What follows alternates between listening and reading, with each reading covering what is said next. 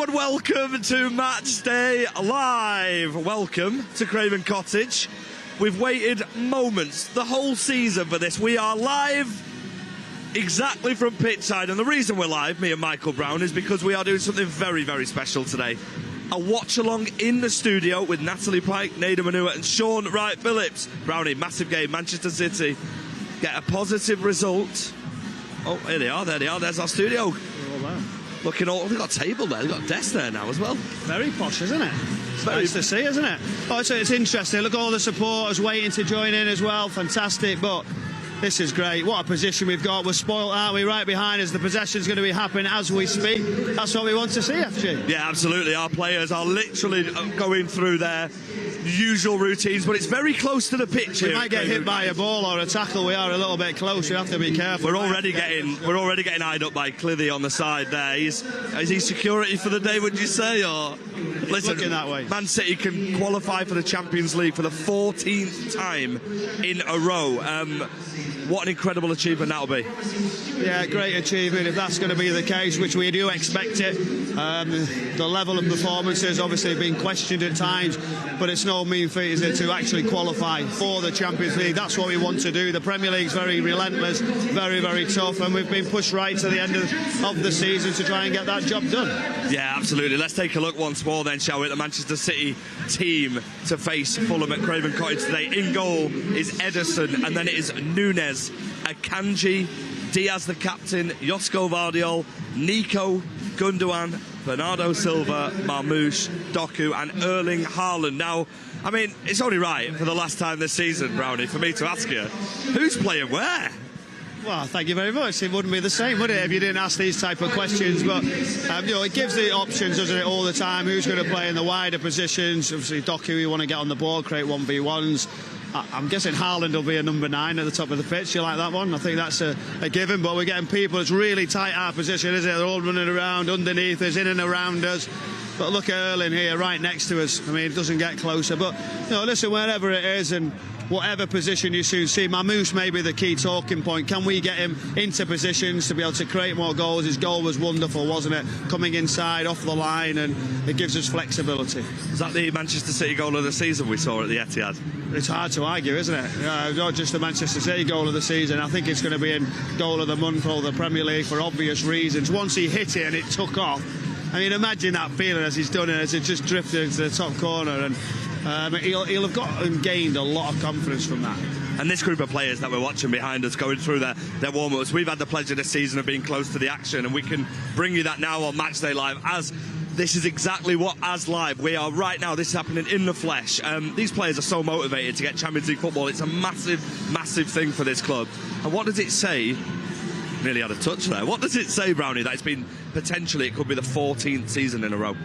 I just think that the level, that's what's expected in this football club. And it's, do you know, like, you sort of go, well, we've underachieved this season, but it's the Champions League, you know, we're still doing it, we're still performing, and maybe because we've done that incredibly well, sometimes you say, oh, we've only just got the Champions League, but we have to understand the competition, what's around you. Your squad at times just needs a little bit of a freshen up, which we're seeing, a few changes here and there. But, I mean, Champions League is unbelievable. Premier League's your day-to-day, but we need to qualify for that Champions League, and I believe we will do it today. We had a very, very special moment, of course, at the Etihad. Of course, we had the opportunity to say goodbye at the Etihad for the last time to our number 17, Kevin De Bruyne, but we also saw the return of Rodri. That cheer in the stadium was one of the loudest I've heard. He was absolutely brilliant to see him back on the pitch. Amazing. He's on the bench today. I think we might see some more minutes for him. There he is now, as he's just coming right to get another touch, joining in the possessions, getting a feel for it. This tells you he's getting closer and closer, but it's come at a good time that he has a little feel for it. Maybe gets a little bit longer today. Can we see him get another 30 minutes, or does he get 60? We'll just see maybe half an hour. But then you've got the Club World Cup for him to concentrate on, so he can come away from it when there's not a rush where there's lots of games that he's going to chase. I think that's the perfect preparation for him.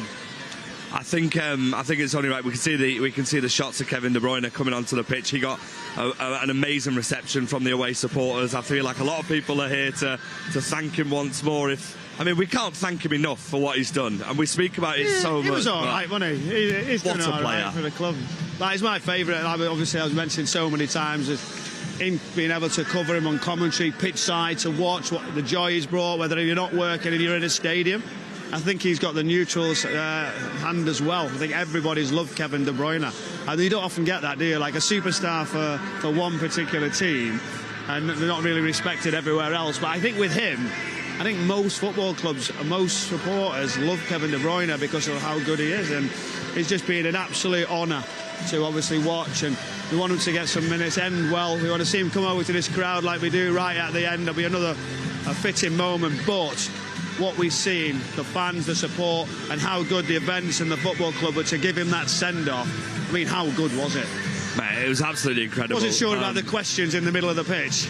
You know, apart from that, though, you know, it was... I mean, I was just about to compliment that, actually. I mean, I tell you what we can do in a moment is we can go and say hello to the guys. Remember, they're going to be doing a watch-along in the studio, watching the game. Listen, let me tell you one thing about a couple of the people in there, right? So, Natalie Pike especially, I had the pleasure of being in Istanbul with her, and she was a nervous wreck. You don't get City fans as big as Nat, and she's going to be a nervous wreck today as well. Nat, how are you feeling? How are you feeling about the game? I'm trying not to think about it, to be honest, FG. Is there a game about to happen? Well, yeah, I mean, SWP, Nedum as well. Obviously, Nedum's always cool and composed. I think Shaun, the minute we won in Istanbul, they spoke to him about... She'll be kicking every ball, won't she? She looks and gets worried, Natalie. But don't worry, Natalie, they've got it. They've got it under control. They've got to sort and deliver Champions League football for you. Thanks, Brownie. Yeah, we're going to have a lot of fun. I can't wait to see the reactions. Imagine if we score a last-minute winner, what that studio's going to be like. That table needs to be flipped round, doesn't it? Well, I think they might throw it. They might throw the table. I don't know. What will they do? They might have champagne celebrating. We don't know. Are they going to do that for us? Snacks, guys. We've also got a fan wall snacks as well, which is absolutely amazing. So there's a lot of people who are joining the watch along with them. The atmosphere in there is going to be fun. Hi, guys. Yeah, look at that. We're all getting a full-on wave. That's brilliant, that, isn't it? Look at that. I also noticed one of the fans in the fan wall. He was... Oh, I've got a ball here, mate. One sec. We're after a ball, aren't we, at some point? I think this is the last time we potentially use this as well. Because we go to Puma next year, I think. I think they said just leave it there just for a little bit of time, just in front of the camera. How long do you reckon we wait until someone tells us something? How's your touch, pal? Stick it there. Easy, innit? You know what? I'm glad that you missed that on the camera, because that was... What? You don't want it there, no? I wanted a good touch. Oh, you want it here? Yeah. Perfect there, isn't it? You get told off, Kitman will be over. A nice point. Perfect. Yeah, I mean, beautiful surface as well. Beautiful day in London as well. It's a lovely part of London, Fulham, isn't it? It's a great stadium, this. You know, they've had the improvement now, the big stand here, the new side right on the river, great setting, and then the tradition right behind us of what we've got is that, you know, I just feel like it's a really nice place, a really comfortable home to go and play and be here. Great surface, as we've said, and a football club that seems to be like a friendly football club. That's what Fulham is. But yeah, the players will be really up for this. It's about just winning. They won't care whatever stadium it is. That ruthless side as a player comes in, the second you get over that line. And on the right-hand side of the left-hand side of us, the right-hand side of our camera is our away section. And as away sections go in England, this is one of the most favourites for football fans. Firstly, because of the area of London it's in, but also the fact that it's a great view. I mean, this stadium's a lovely stadium, but there's a lot to play for today as well. So we're expecting a rocking stadium, right? Yeah, I mean, it'll be brilliant. The atmosphere from the away supporters will be right up there. We know that. We've had some great scenes here before, haven't we?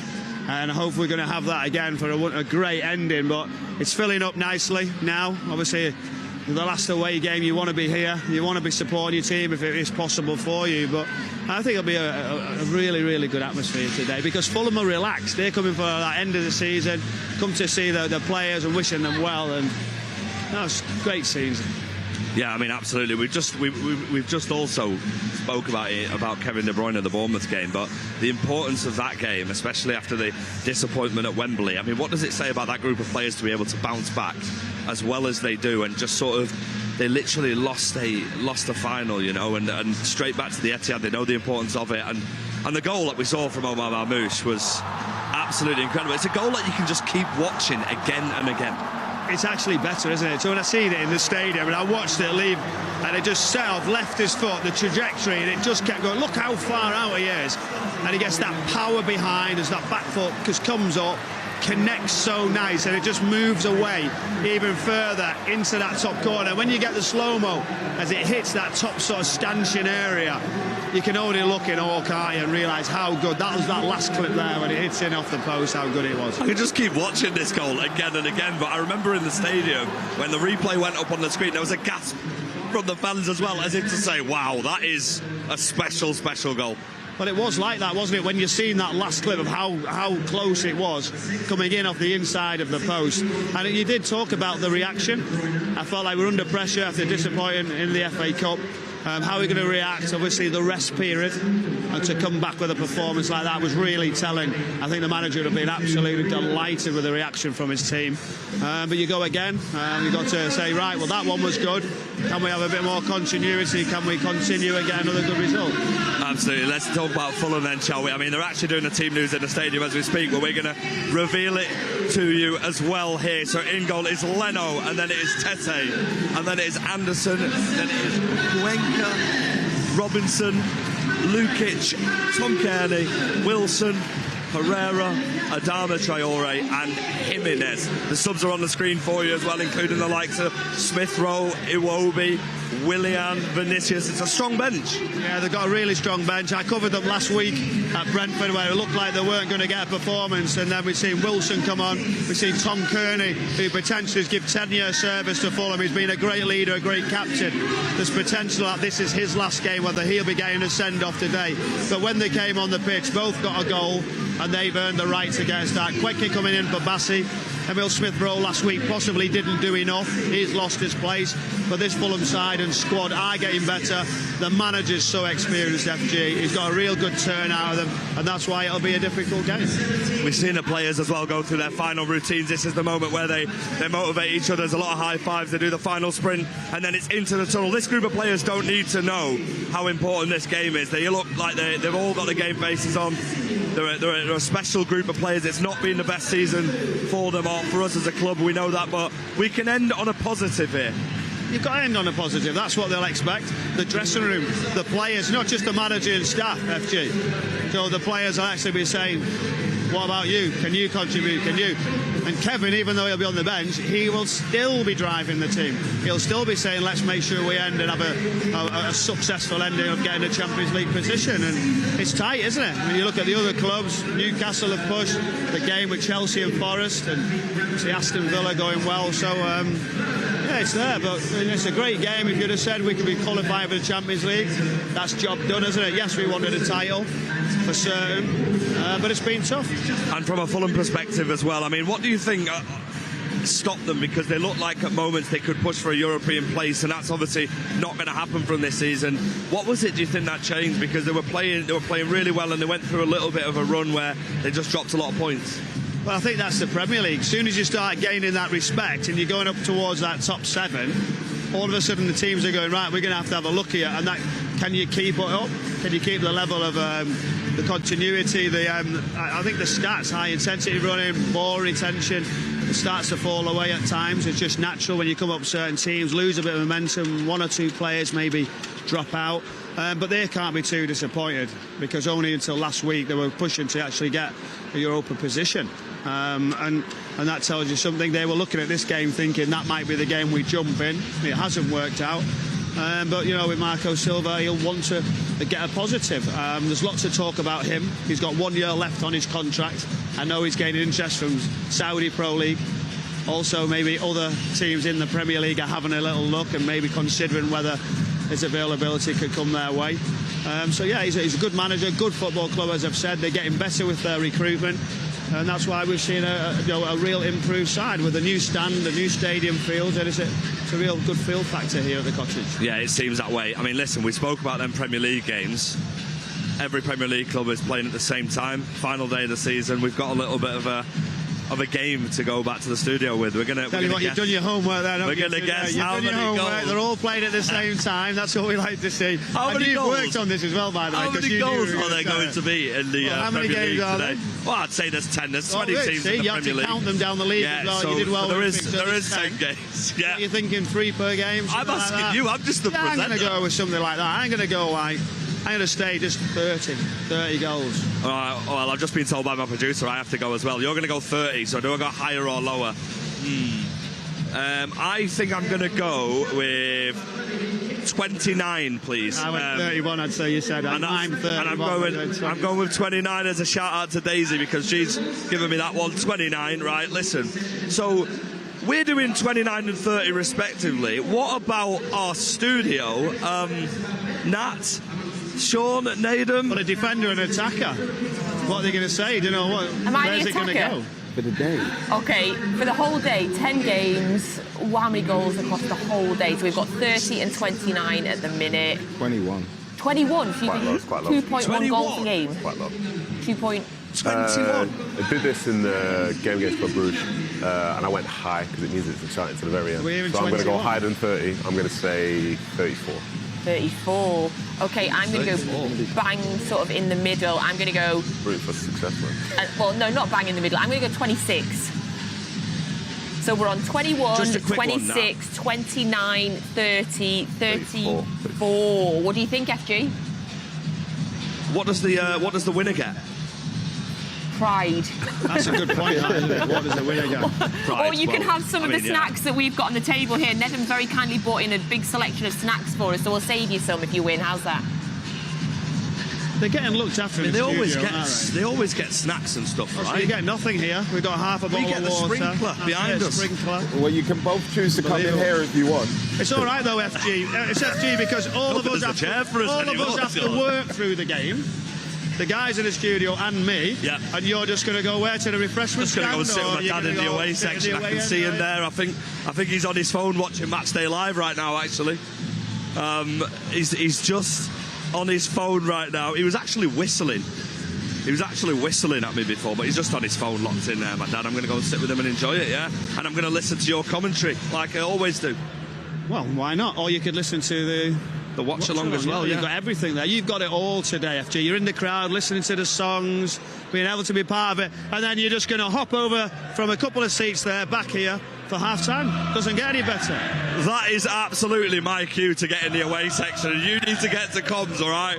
Today is all about Manchester City hopefully qualifying for the Champions League, and of course, one of our best ever players says goodbye to Manchester City. We'll see you soon. We'll be back at half-time. Thank you so much to FG and to Michael Brown for the whole season-long effort that they have put in, the two of them. They've become a right little double act, haven't they, the two of them? Appreciate them all season long. Thank you very much for joining us for a watch-along today. It's a little bit different in the MatchDay Live studio. We've got a big old table out. We've got snacks, we've got drinks, and as always, we've got two wonderful guests joining us, of course, in the form of Nedum Onuoha and Shaun Wright-Phillips. Thank you, guys. Right, how are you, Nedum? How are you feeling? I feel all right. I think... obviously, there's a lot of stuff going on. You want City to handle their business, but it's an exciting last day. You know, there's something to play for lots of teams. Some of them as underdogs, some as favourites. And as you just saw there with the goal prediction, I've gone 34 goals, so I'm rooting for goals start to finish. Whereas this fella here with 21 goals, he's rooting for like 0-0s and all sorts. What a negative thing to say. Because if it's 0-0 and we just do our job. I'm saying around the league, though. I'm saying around the league. I don't really care about any other team apart from our team as long as we do our job. Everyone else can be 0-0. I'm not going to be watching them. OK, fair. I'll give you that. I'm with you. I'm absolutely with you. Although it'll probably, you know what my nerves are like. If it's 0-0 come 90 minutes, I'm going to be all over the show because, of course, we are focusing today on the Champions League places. And we know that City need a minimum of... Well, they need a draw. City need a draw today. City need a draw today to guarantee that we'll get into the Champions League, bar some absolutely mad goal difference swing, I think. But if we lose, we can still get in the Champions League, but we would need one of Newcastle, Villa and Chelsea to lose as well. So if they all win, we need to draw. Is that right? Hey, it feels about right. Yeah. It feels about right, yeah. But again, like, to have it in your own hands is the key thing, isn't it? Mm-hmm. You know, that is the thing that will matter the most. But you will keep an eye on other games, just for general vibes. You know, you want the vibes to be high, don't you? Especially in a watch-along. I want a big, solid win for the last day of the season, Shaun. Most definitely. You want to come away with a win. Remember, we've got to go to the Club World Cup to finish the season that strong and go into there confident as well. Yeah. After getting that Champions League place, it's all positive. Says the man that is going to the Club World Cup. Why you say it like that? Just jealous. Right, we're going to say hello as well now because we're so excited. We are joined on our huge screen in the back of the studio today by fans from across the world on our fan wall. Hey, everybody on the fan wall. Hi, I'm loving this. Oh, some of you are watching it outside. Are you sat on the beach? People are sat on the beach. That is amazing. Somebody's gone to the toilet and left the camera on the door. Rather than take it to the toilet. Yeah, this is a good point. And we've got lots of kids as well. Hi, everybody. It's so nice to see you all.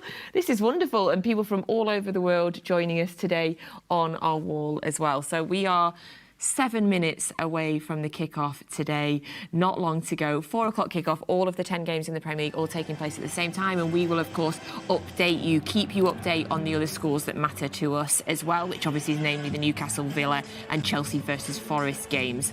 Seeing pictures of Kevin De Bruyne walking out there as well. Are you disappointed that he's not starting today, or with it being his last game? Yeah, you're always going to be disappointed when a man like Kevin's not starting, but we know what Pep's like. He picks a team that he believes can get the job done, and I think that's just all he's done here. Sometimes it doesn't matter whether, per se, that player is leaving or he's in good form. If Pep sees a tactical switch or change, he just makes it, and everybody's always understood that. Yeah, and I guess, he had his incredible send-off on Tuesday as well, but if he does get on the pitch, Nedum, he's in my fantasy football team as there the we captain. Go. All route to FPL captaincies, yeah? Who's your vice captain? Can't remember, but I might need that. I can't remember. Okay. I can't remember who it was. It's okay. I think you'll get on. I wonder if it's Marmouche. I think you'll get on. Hopefully just slams a couple into the top corner. It's just thank you very much. That would be nice. That'd be amazing, yeah. Oh, that'd be a perfect way to end this incredible affiliation that he's had with us. So you see there the players lining up there. Captain Ruben Diaz for today. City's last Premier League game of the season. We need a draw to ensure that we get the Champions League spot for next season. We'll keep you updated on the table, on the other scores that are taking place as well. We'll update you on how the snacks are going down in the studio. It is going to be a wonderful couple of hours. We're just going to keep talking for the whole time. So the teams are going to be coming out in just a minute.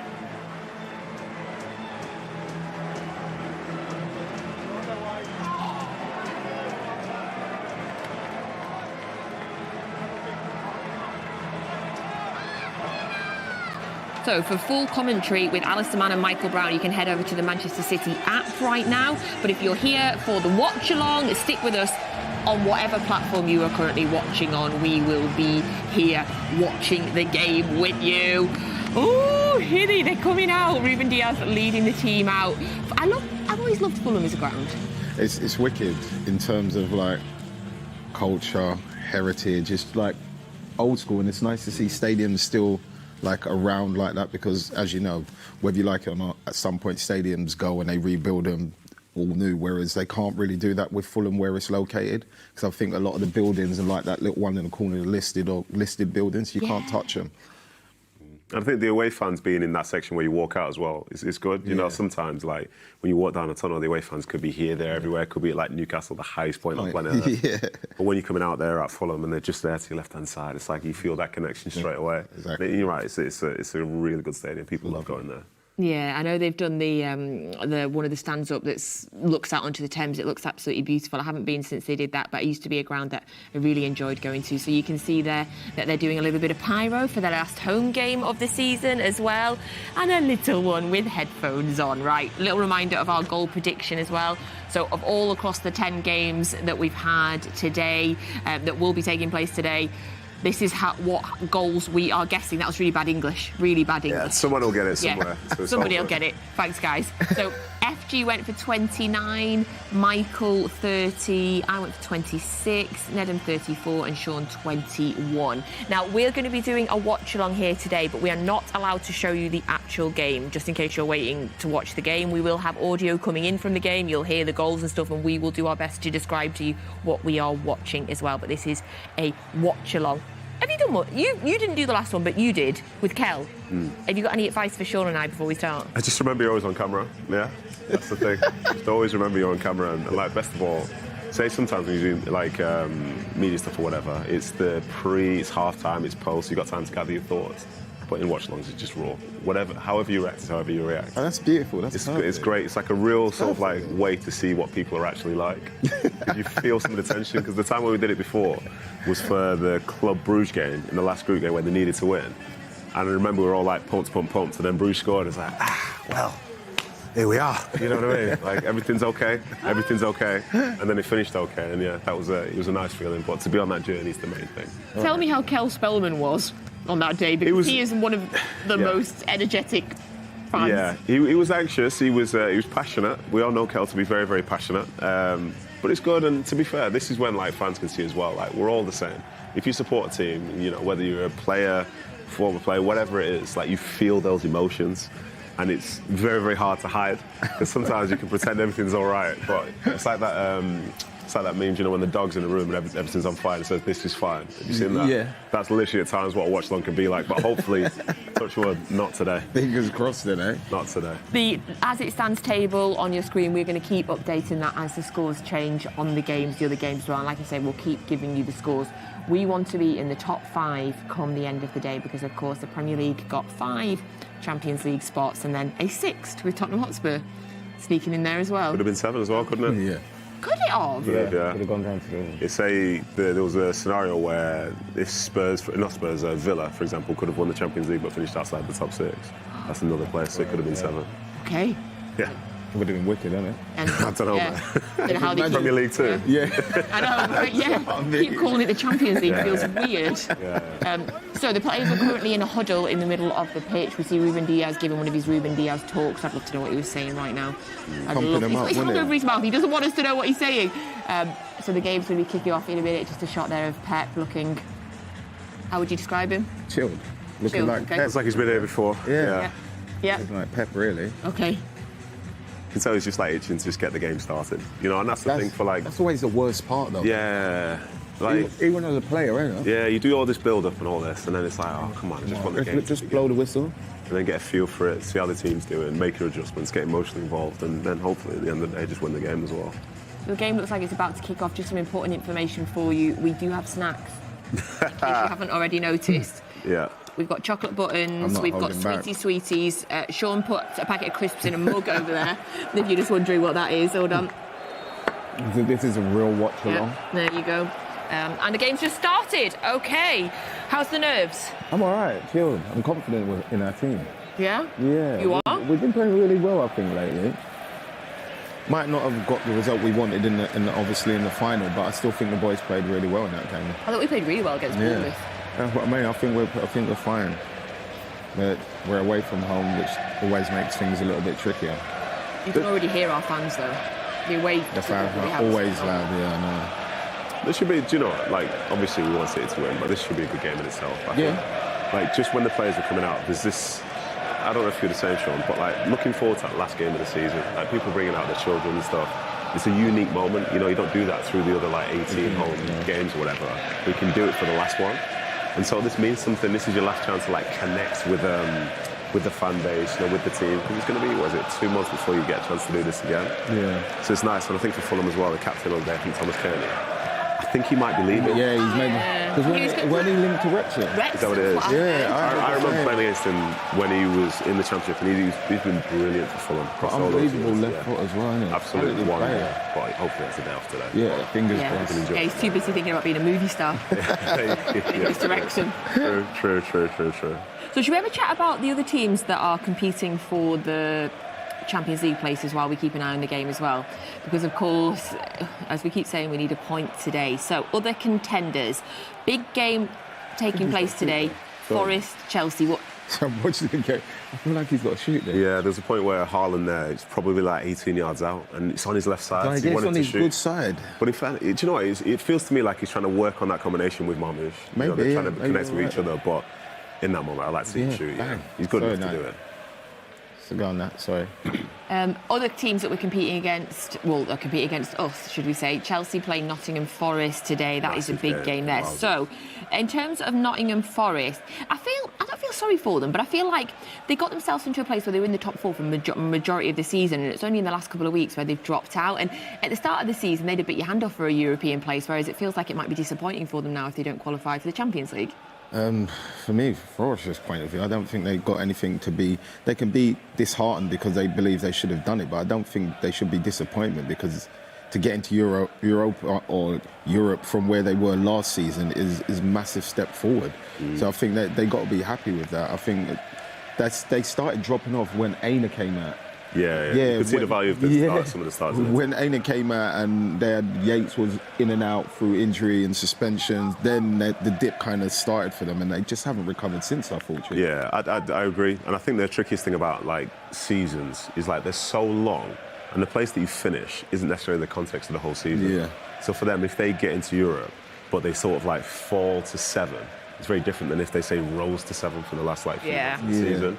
Same way for City, for example, wherever they finish, the way the back half or the final third of the season's gone gives you more positivity. Whereas if they were saying first and they were dropping down, it changes the sort of feel a little bit. But again, to give Forest huge credit, like with that team that they had, not many people would have expected them to do anything. But then, as I say, for them to be in those Champions League places, and yeah, you know, there's a bit of disappointment if they fall off at the end. But the thing is, for them right now, they're playing for a chance to play in the Champions League. Yeah. And that fan base on the day, they'll be screaming their hearts out. Yeah, that game will have some real atmosphere. It'll be so loud there. Yeah, absolutely. Forest need to beat Chelsea and then hope that at least one of Newcastle or Villa don't win, or that we get thrashed because we've got a 13-goal swing on them. Yeah, I don't envision that. No, I can't see that happening to anybody. No. That seems a lot. Yeah. But like you say, they're still playing for it on the last day of the season, which 100%. nobody predicted. 100%, yeah. While we were chatting about Forest there, Doku had a run down the left. Did you see that? Yeah, it came from good like switch, good diagonal ball, and he had a bit of space to run into it. And in fairness, he did. Tried to put cross into the box, but just a little bit behind. I think it was Haaland at the back post. But in fairness, you know, not every ball's going to be a perfect ball. Are you seeing that? It seems like they're trying to play a few switches. Yeah. Yeah, this is going to be interesting. What does that mean? Because they can do that now. I think it's easier for them to do it, especially when Rodri's... So they're looking to switch the play from right to left and left to right a little bit quicker. Like Akanji just tried to play one there across to, I think it was Nunez on that side. So they're trying to get it to whereby instead of taking 1, 2, 3 passes to get it across, which they usually do to try and tempt teams in, I think they're seeing there's going to be space for people out wide. And if they can do that in transition early, and you get those one-on-one situations. You get the 1v1s. And you've got like, so here's the thing. So back in the day, playing against someone like Shaun, that's a very, very good winger. It's a tough job anyway, but it's tougher if there's a gap between the two of you. Yeah. So when a good diagonal ball gets played, the gap is so big that as a defender, you're always on the back foot. If you can get there from the diagonal and be right on them, it's a little bit easier. But if there's space, you're not in control anymore. Right. You're hoping they're making a mistake. And I think that's what City's trying to go for now. So you've got a free kick just now as well. Doku was fouled. Mamouche was gripped that ball. Yeah, Mamouche just took the ball. What would you say, 25? I mean, that's a similar distance to his goal against Bournemouth. He looks focused. Would you say 25, 26 yards there? About 26 yards there. It's going to get absolutely whacked, isn't it? He can take free kicks. What corner? He's going to go over the wall. Over the wall, left corner? Keeper's left. Keeper's I think keeper's right. I think keeper's right. I think goes keeper's back right. across. Yeah, I think he's going to try and whip the life out of it, yeah. It's the shortest run up. Over. You were right, though. Keeper's left. Because the keeper was all the way across the far. It was not that far. Wow. If you stand central, you're not even seeing the ball. Yeah. You can't see the ball get kicked. Anyway. You'll be disappointed with that. But I like the intent. I sweets, want to take this. I want to take this. No. It was very kind of Nedum to bring the sweets in, but now we can eat them, aren't we? It's all just a trap, isn't it? I've not even touched one yet. And he really hasn't, by the way. He really hasn't. Talk us through the choice of putting the crisps in the cup as well. Well, that was the first thing that happened. So that's the reason it's like that. It wasn't. If it was the last thought, then yeah, it's probably a bit weird. But it was the first thought. We wanted Chris. Chris made it into the cup. And then you brought the bowls. You brought the kiddie bowls. Yeah, it just grew from that point, really, didn't it? It just grew. Yeah. Saving my whisper to the second half, ain't I? We have a little refresh on my screen and make sure we're not missing any goals from any of the other games as of yet. No, everybody is still 0-0 now. Hi, everybody to the wall as well. Thank you for being with us. Hi, everybody on the wall. What's going on the wall? People look deep in concentration on the wall. That's what I mean. Deep in concentration. I like this. Like maybe the guys that were on the beach, it's frozen for them. Right, so we are... Mateus Nunes down on the right. Let's chat about him, because that's been somewhat of a surprise, but transformation for him. It's been a weird one. In terms of, especially when you know you got Nico there, it's like kind of hard from my perspective as a fan to understand why he's playing him there. Obviously, there's a reason, and he sees something different. But I mean, if I was, I would feel gutted about that. Yeah, I think within football, there's always reason to be disappointed if you're not being selected, especially when you see someone doing something that you think you could do. Yeah. Because you could also make the case on the other side of Nico Riley playing left back when Rico could also play there as well. Yeah. I think it's just the traits that the players have that Guardiola has seen. Thinks, oh, this could work. Because for us, you know, with Mateus, we thought when he was playing well initially in the season, he was playing higher up, wasn't he? Yeah. As an attacker. But then when you look back, as City did better, he was with Nico and Mateus Nunes at the back, which is not something that you would have expected. But in reality, it just goes to show that's just the way football works, isn't it? And he's done a good job. I think he's grown into it. I think he's gotten better and better. And as a consequence, you can't really have, I can't really grumble because I think his instincts have improved. And I think I could say the same for, Nico as well. That's the thing. Because he's found a way to, you know what I mean, to do the job that was needed. He's improved massively. Well, I think that he's playing really well. Obviously, it's not had the same impact as such, but I remember when John Stones first stepped into midfield. Yeah. I remember sitting down and speaking to one of my friends. Shout out to Andy if he's watching. He should be watching. And he was like, this formation is never going to work. That's what he said to me. He looked at me and I said, this is never going to work. And I said, no, let's try and figure it out. So we actually brought our tactics board. And I tried to do a breakdown of what it means for John Stones to go into midfield 2 seasons ago, was it? Yeah. By the end of the season, it's like a masterstroke. Yeah. Pep's seen something, done something, and it's ended up being a significant part of what the season was, you know. The worst thing is when Stonesy did play in it, he didn't look out of place. He looked like but he grew into it, we ended up growing into it, that's the thing. It's so good. But then all of a sudden it's obviously, John's playing today, so I guess we'll just go into midfield.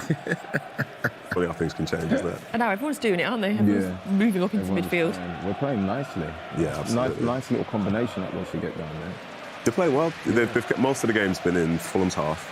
So they've been moving the ball well. I think Fulham themselves are trying to play out from the back, but create some 1v1s, 2v2s in transition if they can find it. But as it stands, they're not really getting a foot on the ball. And to be honest, as a player, I don't know if you're the same, Shaun, but nobody wants to play a game with no possession. Yeah. You know what I mean? At some point, you want to get some touches. Yeah. And the longer it goes, the less in a rhythm you are. So I think as it stands for now, City are in a rhythm. You hope that obviously they continue doing the right things, but they're very much controlling this game as it stands. So the first goal in the Premier League today's gone in at Anfield. Any guesses? Salah. Didn't know there was a game there, to be fair. Nope. It's Palace. Is it Eze? Eze. Saw. Them Party pooper Saw. Between them two. I'll be honest, I thought that game was just going to be a drunk-off. I didn't think they'd be taking that seriously over there. But apparently they're into it. Yeah. But how much drunk are you? Yeah. Who's been partying more for the last week? Literally, but then to be fair, Palace won in midweek on the Tuesday as well. Yeah, they won. And I saw the team Glaston's put out. It's the stronger teams he can put out. He doesn't care. He wants to win the game, I love that. Fair play. Man, Liverpool just I'm sure they'll won be the league and just been partied ever since, haven't they? Listen, a lot of the stuff that we've seen this season, for me, is a reminder about how good City have been in the years gone by. Yeah. Because Liverpool are going to win the league and they're going to finish on maybe 87 points. That's a very low-key season to see. It's a very low-key season. Yeah. And you add in the context of times gone by when they've won the league at the same sort of time that, say, Liverpool had won it, but they continue to win games of football. Yeah, they went for the 100 points. Exactly. They just set themselves another ruthlessly target. went for the 100 points, Yeah. But I don't mind it. All feet. Like he's still there. Don't forget, you need to describe what's going on. Yeah, that's what I mean. He just did a nice job there. Who's he? I'm trying to see now. It's Marmoush. Marmoush, yeah. I'm trying to see. The TV's quite far, Nedum. It's not close. Men look they look like Sabutio men at the minute. Absolutely showing your age, by the way. But yeah, he did a great turn there. Oh, nice. Vardy's through. He's going to cross it in. Cut it back? A back post. That was clear. So it was Vardy with the cross to the back post, but there was no one there, and one of the Fulham players cleared it, and it's all the way back to the halfway line now. But Vardy, that was some tricky little skip in there. Yeah. I think he got a bit lucky to get the ball to start with, didn't he? Yeah, because it looked like he went to go inside and the defender did, but the ball went straight somehow. Yeah. But then he got. When I said he was through, he wasn't through on goal as such. he was going into the box, wasn't it. He was getting- And then he was looking to try and find the right sort of passing behind, but unfortunately, this wasn't to be. Oh, that's a ball. Another cross in for City that's well caught by the keeper this time. I mean, you said it before, it's all in the Fulham half. It still is. It really is. Yeah, it is. Yeah, it is. And again, through this season, like, people have had discussions about City. Are they this? Are they that? And so on and so forth. But one thing is always true: it's hard to play against them. Yeah. Because the way that they set up and the way that they can keep possession will always put you under pressure. Maybe you could have a moment, maybe you can win a game against them, but nobody wins a game without having to suffer to some extent. And that's kind of what we're seeing like here as it stands. Because Fulham are a good side. They're a possession-based side. But they're not having the ball. Nah, it's keeping the ball. Exactly, yeah, exactly. And they put you under pressure as well, that's the thing. That guy. Traore. That guy. Where's the oil today? He's most well got it on. Always scores against. I always feel like that guy always scores against us. So probably the record isn't probably as good as I think it is. But whenever I look at him, I always just think of the times when he's at Wolves and he used to always score against us. To be fair, that was just Wolves against City for a stretch, wasn't it? Yeah. Yeah, That was a nightmare. But lo and behold, interestingly, I don't know if you guys agree with this, that's when Wolves will be playing like a back three, isn't it? And I feel like teams who play a back three, they're the toughest ones to play against, especially if they've got a chance to go in transition. Yeah. Because some teams, say for example, you look at, I know it's slightly awkward now, but like Southampton with a back three turns into a back five and they don't attack. Whereas teams that have that back three that can attack as well, they're always trying to tempt you out, draw you out to sort of take a risk too far. And then when they hit you in transition and they've got a goal lead, all of a sudden that three turns to a five with people working hard, as we saw with Palace on the It's too weekend. hard to break down. And then the ball just came in then from Nunes. Nice play. Doku looks like he's floating around That's as a well. foul. That's not a foul. Yeah, he's What just are giving you it in. thinking? He's just taking his time with the whistle, I guess. By the way, these round sweets, They're they addictive. take ages to chew, by the way. But So they're addictive. I don't recommend eating those until half time. Pinballs. Yeah, you Pinballs. have to stay silent for like 30 seconds if you put one of those in your mouth. I don't mind staying silent for 30 seconds. So that was definitely a foul there. Yeah. Foul on Gundogan, yeah, from Tete. It's just a bit impatient. But the movement between them is good because Doku came in, picked up the ball in that centre midfield area, played it out, and Gundo went out onto the left. Yeah. There's a lot of rotation at the sets. Do you know, I was watching this. City are a good side, man. But it's unbelievable to watch. good side. Yeah, it's beautiful to watch. Such a good side. Like, they obviously be judged on how many points and stuff they get, and you know, some of that middle third of the season when they struggle. But they're so good. It's going to be Bernardo here whipping it in. Well, you think so? You sure? No, It is. Yes, left It is. foot. Go on, Bernardo. I mean, it wasn't great. And it got cleared easily. Back out there, though, back to the left-hand side.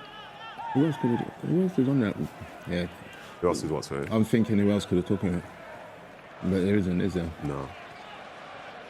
It's got on the inside if he wants it. Doku, is he going to drive it? He's crossed it into the middle and it's cleared again. But I'm happy with that. I like him. I like the crosses. I like the He's trying. movement at the minute. I just think I'm enjoying that he's trying. He's not. Yeah. Hey, he's just to not, make a point, that there was brilliant because that was literally Traore about to go in transition. You saw 4 City players come and swarm him, put him under so much pressure. The high press, yeah. And that's the thing, like, teams can always try and hit you in transition, but can you deal with it earlier?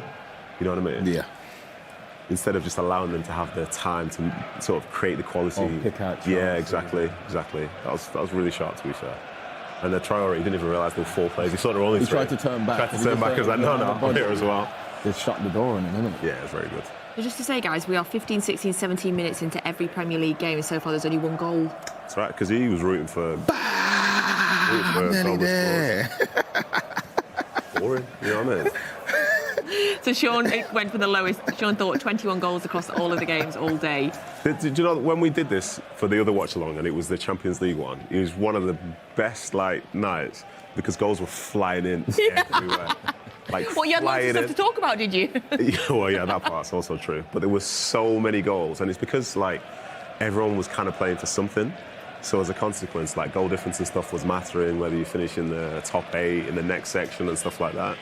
But obviously, Premier League people are just trying to go home.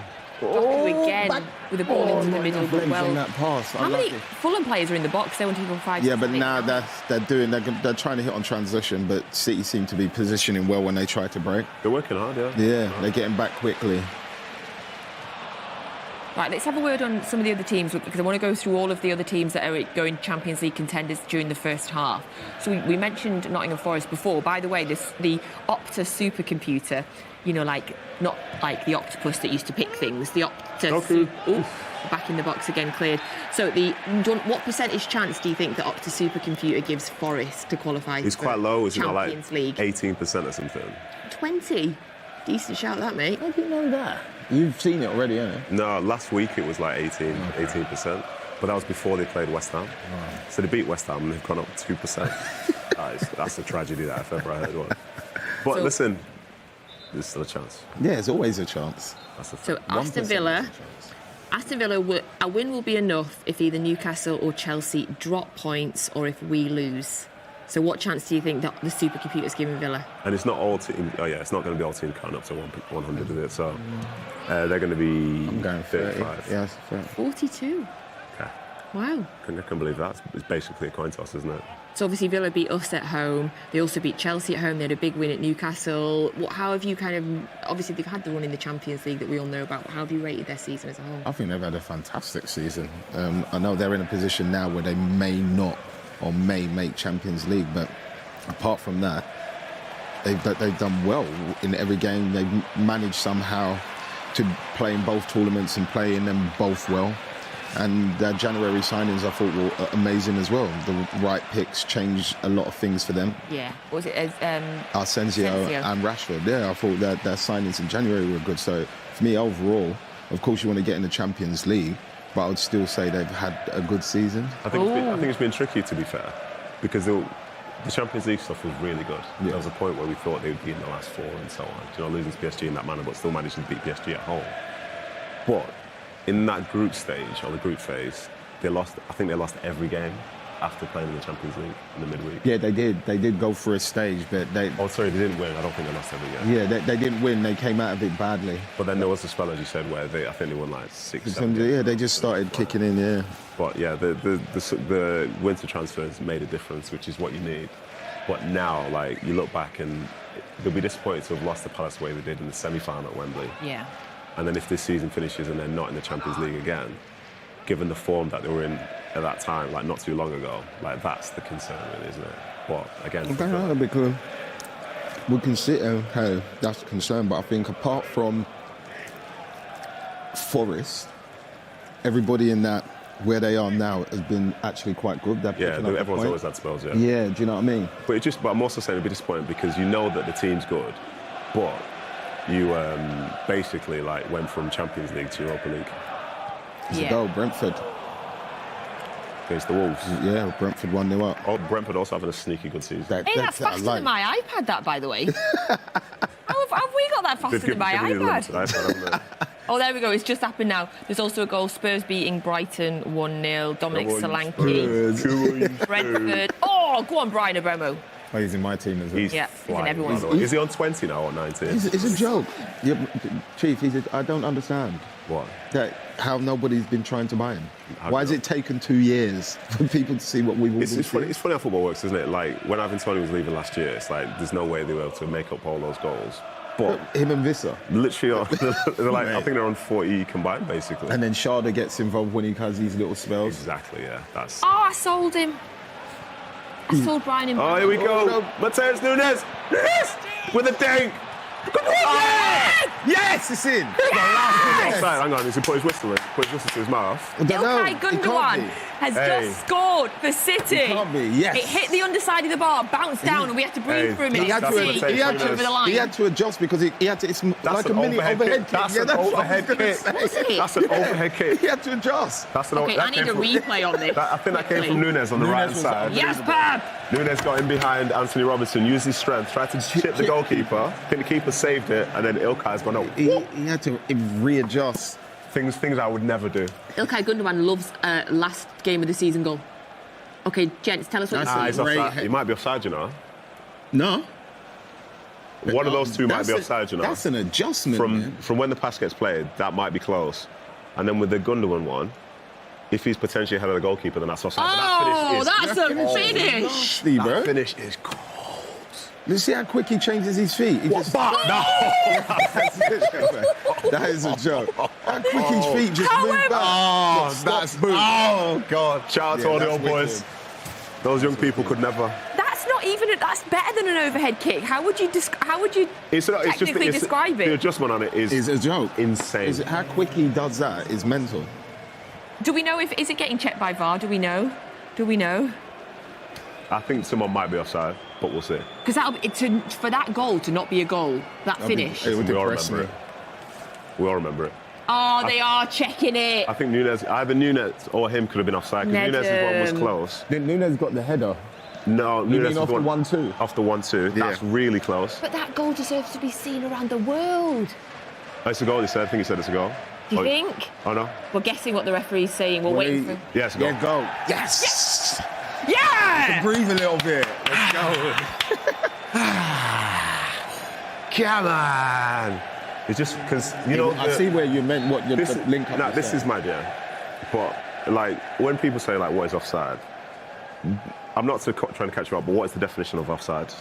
There's got to be two players between Exactly. Most people don't think of it that way because the goalkeeper being higher. Because you remember a few years ago, Aspilicueta, not Aspilicueta, the goalkeeper for Chelsea, Kepa.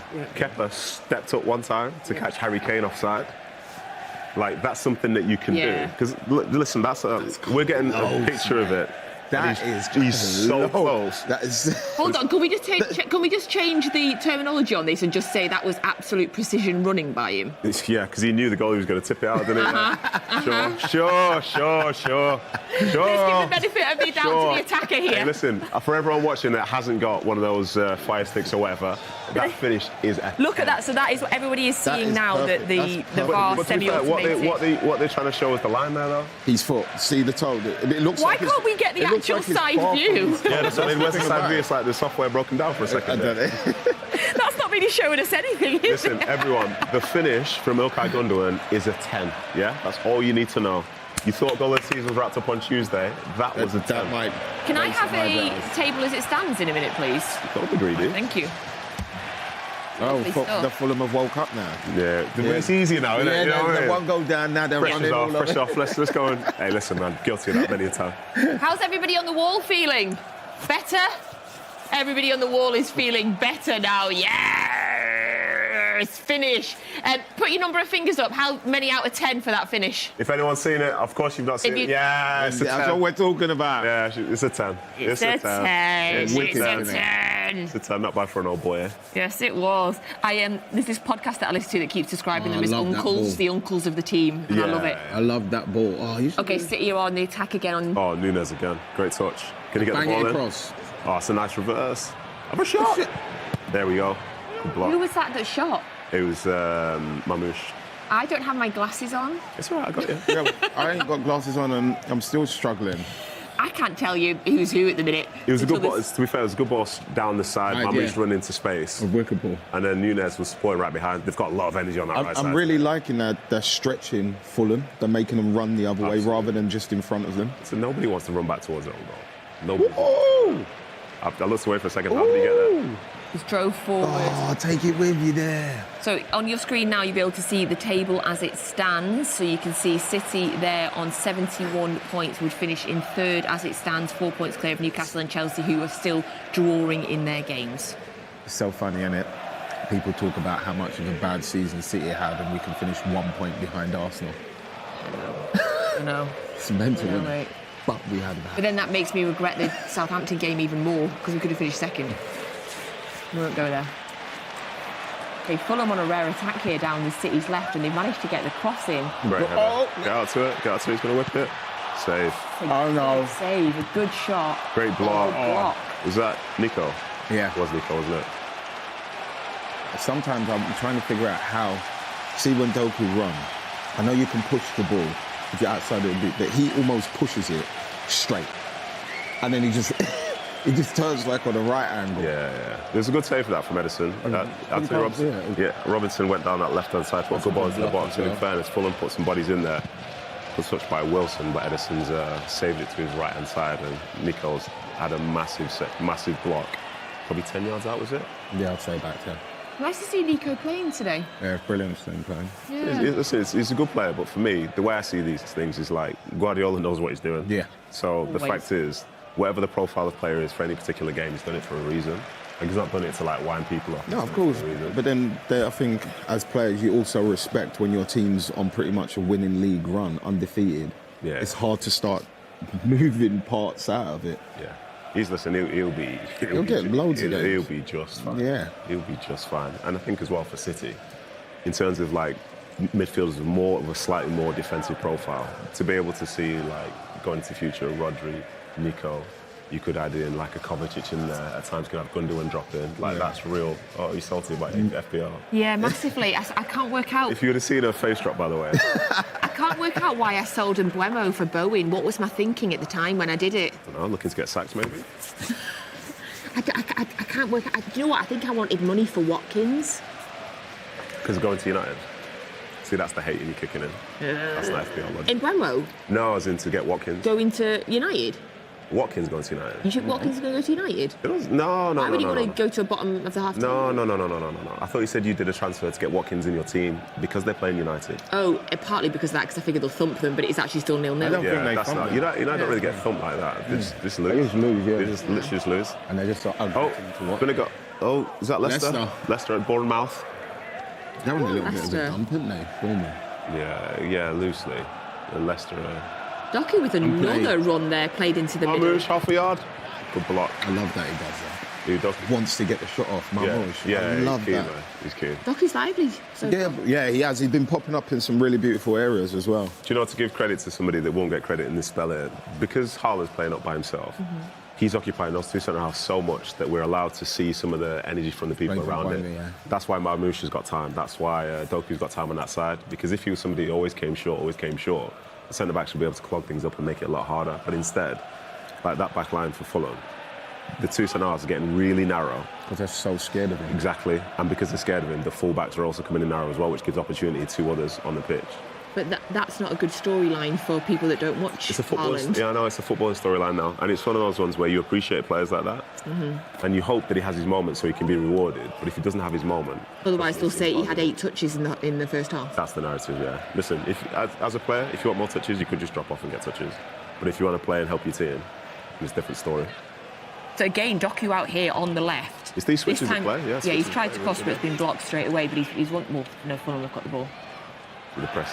Yeah. To be fair, Kearney's just done a He's little got bit that of magic. drop in there, though. Yeah, I've gone for that one before. Did it pay off? No, he's tricked me like that before. Yeah, it wasn't a nice moment, especially because at the time I was at QPR and it was a derby. But you know, it is what it is. Fulham are on the attack. Probably the second or third time, maybe. They played it into the middle, but there's nobody there. Right, let's go to the wall. Where's Kronk? Hey, Kronk! Hey. Where in the world What's up, are you, my everybody? friend? I am in, it's called the Quad Cities on the Illinois side of it. Very nice. And how are you enjoying the game so far? And we have the lead. That's exciting. The ball is moving very smooth. Everybody's getting their chances. I'm very much enjoying this. We're so lucky. Kronk, my geography's awful. Are you going to get to any of the Club World Cup games? Yes, I will be in Atlanta. Nice. Which game is it? Yeah, Is it in Atlanta? Yeah, who's playing in Atlanta? Who are City playing in that one? He can't remember either. Someone. Yes. Yeah. Maybe I'm gonna be Juventus, happy to be maybe there. not. Juventus is Orlando. I do know that. Not Juventus. Yeah. I thought you had somebody in the ear for a second now. No, If they nobody's were, helping me they're here. trying to sabotage you. Kronk, are you confident now of a Champions League finish? I don't think he's a fool. He's in. Oh, hold on, Fulham are in. Oh, yes. I'm so glad it was good. Y'all are ahead of us, and it's stressing me out. You're ahead of my stream. Oh, sorry. Oh, don't apologize. I love it, especially with the first goal. I guess it works great when there's goals. Because it gives you something to look forward to. Yeah. Also, this isn't about the match. Natalie, I saw you at the UWCL final yesterday. You did great. Thanks, Kronk. Thank you so much. Yes, I was in Lisbon. I flew back this morning. Had to be back for this. Oh, wow. Private jet or first class, or what was it? Yeah, it was obviously private jet. Yeah, MatchDay Live have got a massive budget to get me back here on a very economy flight. Yeah. Do we need to talk about that chance then, for Traore? I think we do, because I think that's it's a hopeful ball, but they utilise Traore's speed. Yeah. You think it's hopeful? I think they've played for that. I think he has to do better. Yeah. He has to do way better. Wasn't it? It's a terrible touch. Yeah. Leicester's goal was disallowed, by the way. Was it? Yeah. So they're back to 0-0. Can't get a break, Leicester can.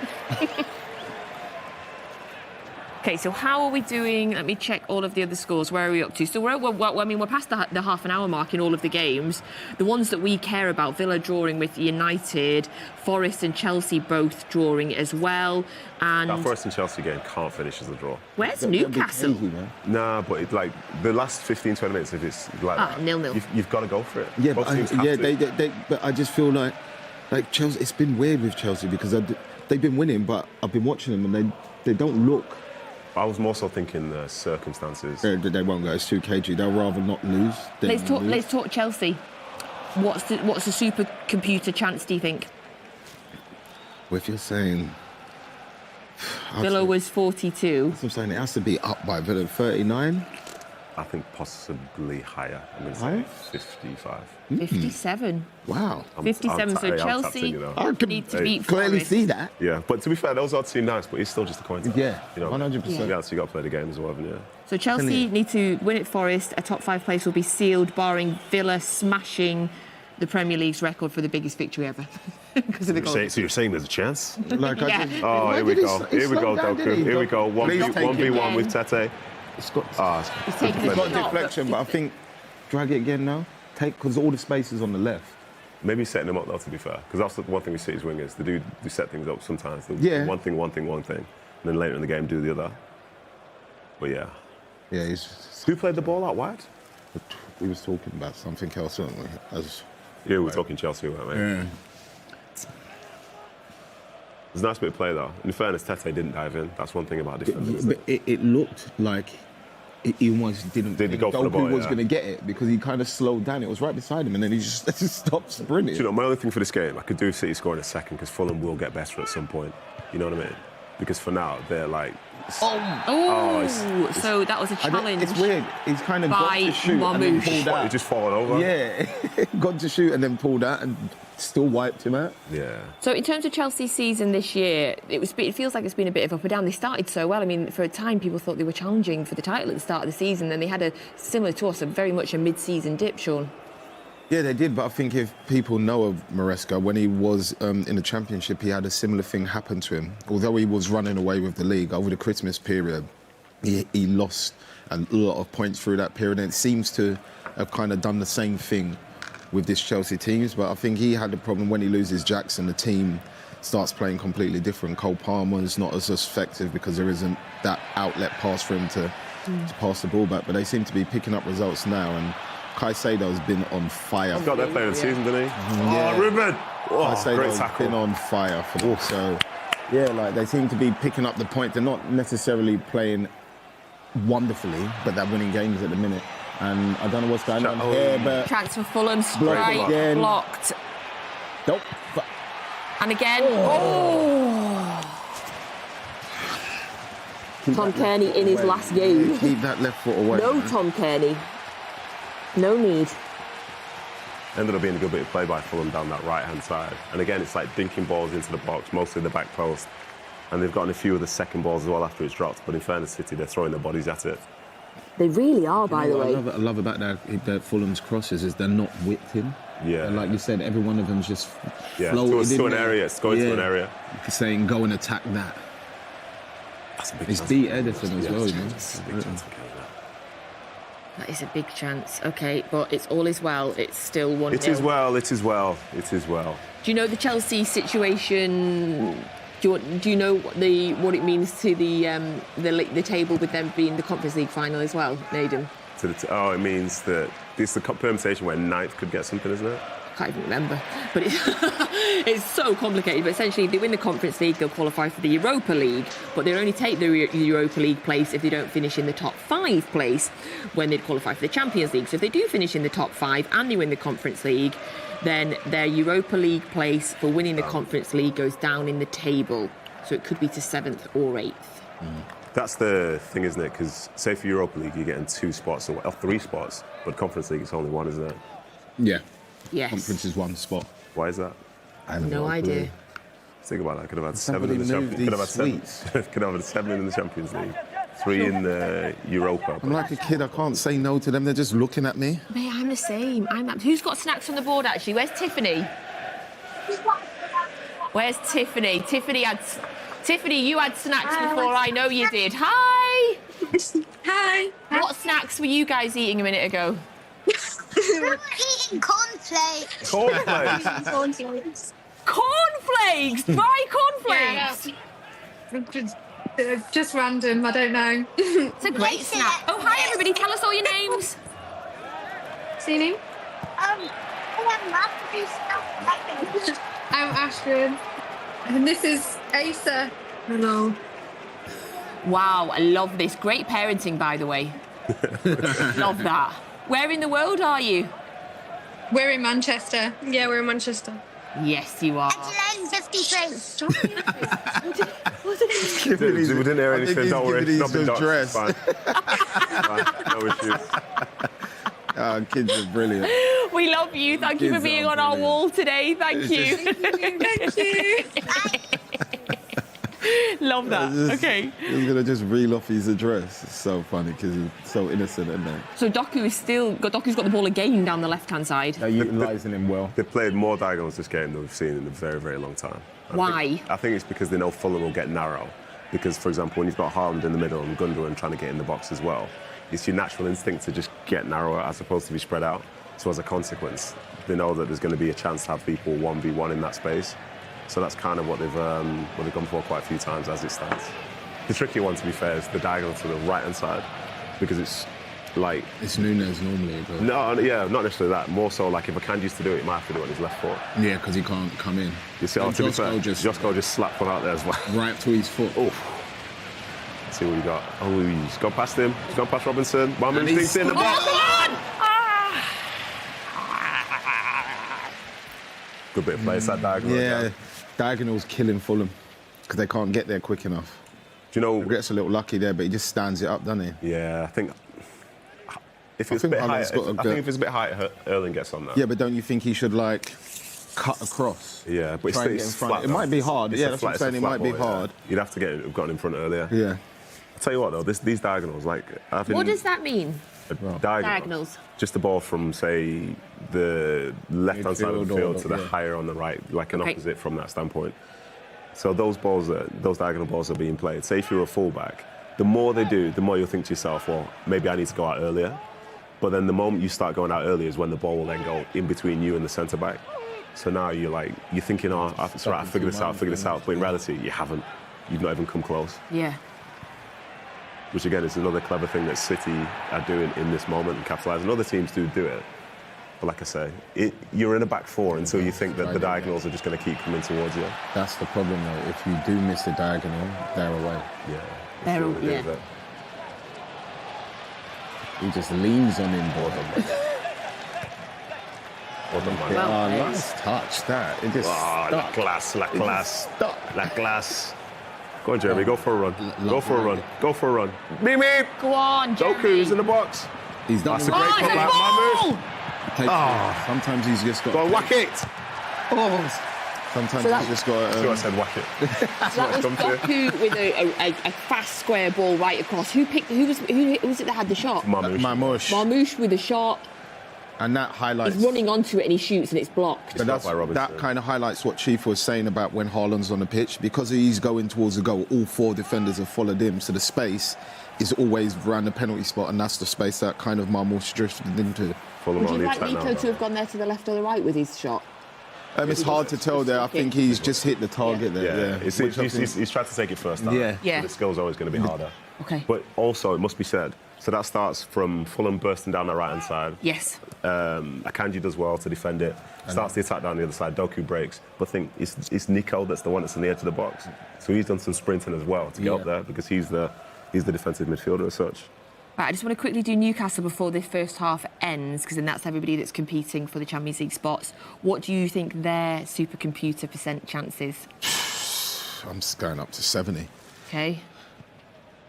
Yeah, I'll say like 75. 82. So a win will confirm their top 5 spot. That's it. They need to win. They get into the top 5, assuming no crazy goal difference for Villa at United, which is still currently 0-0. A draw would leave them sweating, needing United to avoid defeat against Villa or Chelsea to draw with Forest, as a win for either in that game would see them leapfrog Newcastle. So essentially, they just need to win. Yeah, I just feel like they're all walking on eggshells. Yeah. I think that they're playing with the mindset, as long as we don't lose. Do you get what I mean? But you'll take a home game to decide your fate. That's the thing. Yeah, 100% you would, but I mean, they won't take any unnecessary risk. Yeah, no matter basically what I'm saying. No matter who you're sort of like playing against on this final day, as such, if you're one of the teams fighting for that, like you're gonna back the teams at home. Yeah, more than the ones away. More than the ones away, because any away trip in the Premier League is tough. It's hard. At times, we try and make it seem like, oh, it's definitely going to be win, it's definitely going to be this. Nah, it's not. It's not even close. Well, they're taking on Everton today. It's still 0-0. Newcastle obviously won the League Cup. It's been a tremendous season for them, hasn't it? I think that's all you can say. Yeah. For them to be making history like that, he's in. He's off. Oh, you've gone the other way. On diagonal. Fulham down. Wilson on that side. Into the box. What a Shot save. saved. Oh, no! Wide. What a save that was. That save from Edison is top. Do you reckon they'll give a penalty against Pereira? Nah. Pereira. They shouldn't. They shouldn't. Right, that's a good chance, that. What I need to see, can we, once he goes out, and can you can't go too early, though. Yeah, Guardiola can't go too early. That's what I was going to ask you, your defender, so that's what I was going to ask. Nah, never been at penalties. But Wilson's coming off that right-hand side. He's played it through his legs as well. He's played it through Vardiol's legs. That's a massive Edison's gone down low to the bottom right. And he just carried it round. Yeah, that's a strong wrist. That's where you want your keeper to kind of parry it, innit? Away from goal as well. Yeah, but then to be fair, though, it's also hard to just know where you're going to be parrying. Yeah, no, of course, yeah. But that's a really strong arm. And to be fair, the chances have come down that side now.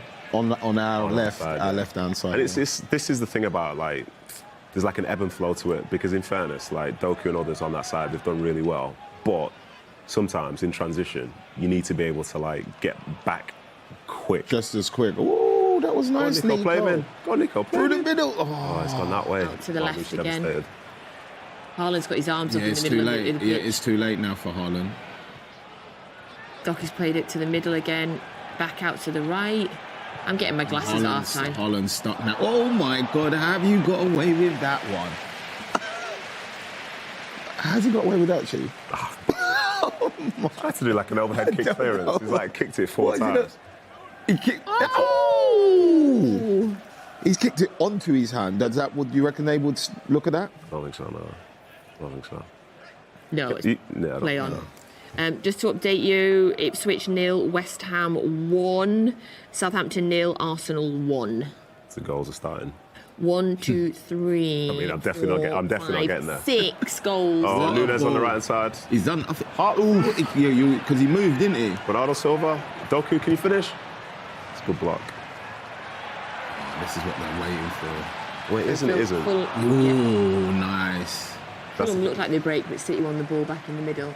We're defending it. Go to half time any second. Nunes getting in on that right hand side again. He's done that quite a few times, and quality was almost there for Haaland, almost. And that little ball over the top as well, finding it was a nice ball. Yeah, for sure. Just going to say a quick hi on the wall to Daisy. Where's Daisy? Hey, Daisy. Hi, Daisy. Hi, you and me both had our hands on our heads there. When that chance, were you nervous? I'm so nervous. I'm quaking in my boots. Yes, Daisy. Was City having a No, it's just kicked Gents, Daisy is the England under 14 Daisy? Is it under 14 or under 13? Under 15, yeah. Under 15 weightlifting champion. Shout out to Daisy. Wow, shout out to you. Shout out to Daisy. You don't shout out. Yeah, she is. Throw you around. Yeah. Shout out to Daisy. Daisy, I saw a video of you earlier pressing 100. Oh, yeah, I saw that as well. Yeah, I squatted 100 for my PBs. So Shout happy out. about that. Daisy. Can you PB? Can you do 100? No, Nedum can. I can't. I'm also not under 15, so it doesn't really matter, does it? Is that half time? Yeah. Half-time, Daisy. Breathe for 15 minutes. Thank you, guys. Right, that is half-time. I'm going to go and get my glasses so I know who's who in the second half. Thanks for that. Thanks for the support. We'll remove the sweets for the second half so that you can talk. Right, just leave one of them here. OK, brilliant. We'll leave one of them there. Before we go back over to our guys, to Michael and to FG, who will be pitch side, quick review of the first 45. I thought Wait, shall I go to Nedum because you've got sweet in your mouth? swallowed it. All right. I thought we'd done really, really well, to be honest with you. I thought we've kept possession really well. As Nedum's highlighted all the way through, we've played quick diags, got into one-on-one positions, put the ball in the box, looked dangerous. But the most impressive thing for me is the way we've stopped them in transition. Yes, they're going to have a few chances, but more times than none, City's defended it pretty well. Absolutely, I would agree. I think the way they've defended in transition, where they're at City are attacking, then there's a turnover, they've tried to swarm on the ball and make Fulham uncomfortable, because at times when they haven't been able to do that as well as when Fulham have had some opportunities. But you're away from home, the other team's always going to have a spell. And I think Edison making the saves that he saves just confirms why it's been one of the best that City's probably ever seen. But, you know, that's the way it goes. At Old Trafford, Martinez has been sent off.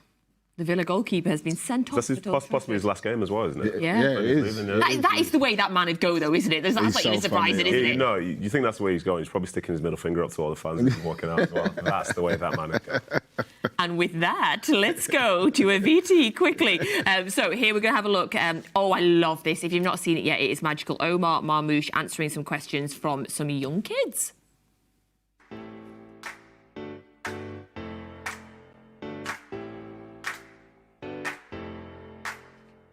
علي بقى عشان نسمع الأسئلة. ايه اكتر اكله نفسك تاكلها بس انت مش عارف تاكلها عشان انت راجل رياضي؟ كل الأكلات المصرية بس أكتر أكلة مكرونة بشاميل. تجيب فاول في الشوط الاول ولا تجيب ضربه جزاء في الدقيقه 90؟ أنهي جون هيكسبني؟ الجون اللي هيكسبنا، بس أفضل فاول. ايه النصيحه اللي حد اداها لك وانت صغير ولسه بتمشي بيها لحد دلوقتي؟ إنك دايما تبقى بتصدق في نفسك وفي قدراتك، وإنك تبقى متواضع. دايما تبقى متواضع مهما وصلت لأي حاجة كبيرة، تعرف أنت بدأت فين وتعرف إن ده في أي وقت ممكن يتاخد منك، فدايما تبقى متواضع. ازاي اللفه بتاعتك الفاول اللي انت بتلفها دي ازاي؟ اتمرنت عليها كتير. دايما بحاول احط لنفسي هدف، يعني قصدي هدف كحته انا عايز اشوط فيها، والحته ما تبقاش صغيره قوي. يعني دايما تتخيل انك هتشوط الكوره والكوره هتروح ازاي، ده كل ده في ثواني طبعا وانت ماسك الكوره. وبعدين بس يعني اتمرنت عليها كتير وجربت كتير والحمد لله بتشتغل. يعني بياكل اكل ايه عشان يبقى قوي كده؟ باكل اكل صحي كتير وبحاول انام كويس واشتغل على نفسي كتير، اخش الجيم واتمرن كويس ان انا الحمد لله يعني ان انا ابقى قوي كده. كابتن عمر احنا بنحبك قوي، فخورين بيك. وانا نفسي ابقى زيك لما اكبر العب في مانشستر سيتي. ان شاء الله تكمل في الكوره وتعمل مسيره حلوه، وان شاء الله تعتزل وانت في ال100 سنه ان شاء الله. كل المصريين مبسوطين ان انت بتلعب في نادي عالمي زي مانشستر سيتي. انا بحبك والله جدا ونفسي ابقى زيك. انا نفسي اطلع زيك لما اكبر ان شاء الله. بحبك ونفسي اطلع زيك. كابتن عمر نفسي ابقى زيك يوم من الايام والعب في انجلترا.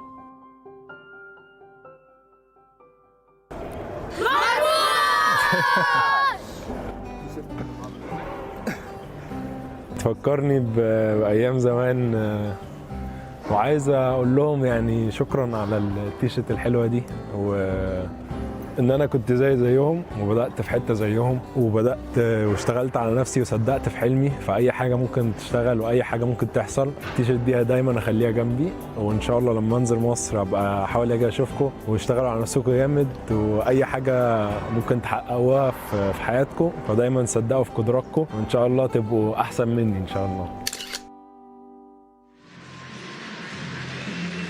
Thank you very much. Welcome back to Craven Cottage. That was a very wholesome video of Omar Marmouche with fans. I absolutely love it.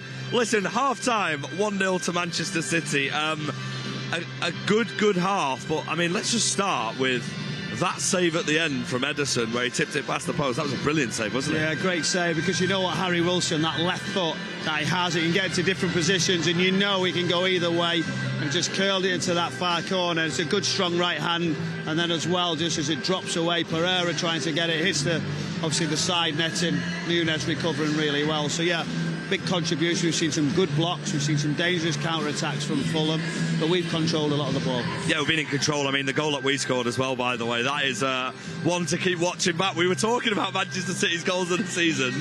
That's definitely up there. The overhead kick, are we going to call it? Are we going to call it an acrobatic? What's the term that you're using? It's an overhead kick. It's absolutely sensational, because he's almost hit himself in the face with it. Do you know, like, to try and get it back over.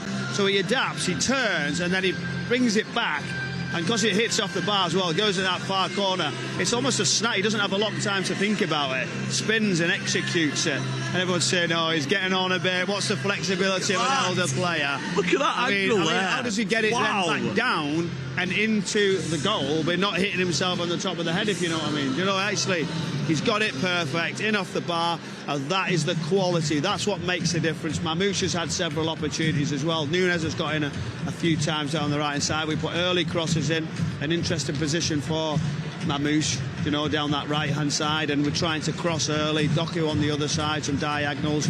Bernardo, a bit of flexibility.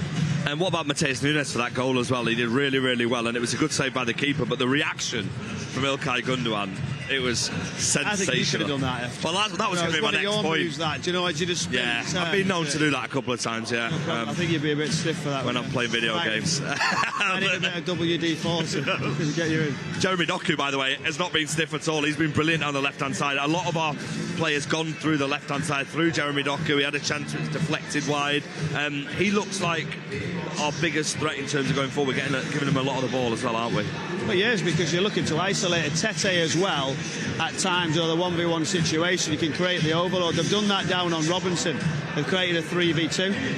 So that's the difference. So Bernardo gets across, Mamouche comes across, Núñez, and then that's causing a problem. But they're obviously drawing them all into one side, then the big switch to try and create the space. Jeremy Doku needs space, and the one where he went all the way down the left-hand side, put the ball across, Mamouche tried to find the far corner. Nico obviously as well following up just after that. And sort of slacked a bit of pace, and a comfortable save down the left for Leno. I mean, the warning sign was of course the save from Ederson at the end. I mean, second half, is it more of the same? Hopefully try and push on to get another goal. Yeah, we've got to the second goal. I mentioned it in commentary with Ali. We know they're going to keep coming, and if it does stay like this, they'll go, well, we might as well go for it. 75, 80 minutes, it'll open right up. So second goal is so important earlier, sooner rather than later, to put a little bit of calmness and then that control that we know Manchester City can have. Now, we actually made a prediction before the game, and we said, how many goals did you say? 30?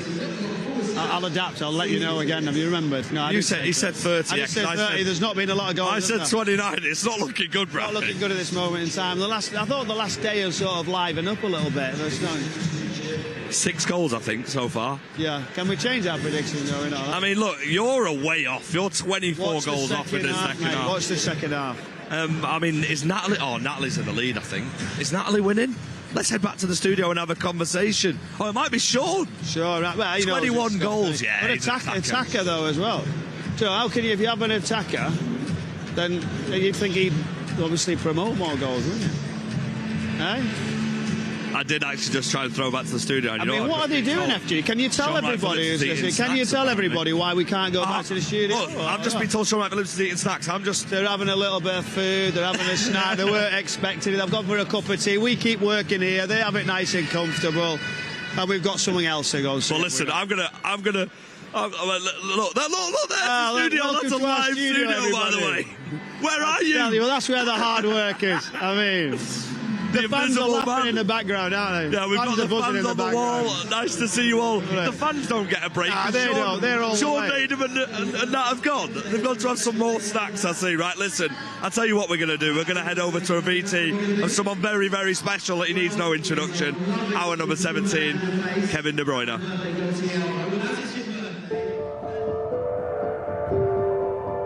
When I came into City, I hoped to stay here for a long time.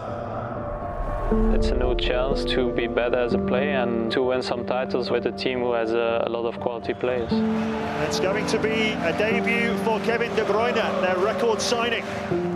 Everybody knows that I'm new in the team and that I will need some time to adapt. I never expected me to be here for 10 years. I wouldn't change it. De Bruyne! Excellent finish from the Manchester City man for his first Premier League goal. De Bruyne. It's still De Bruyne!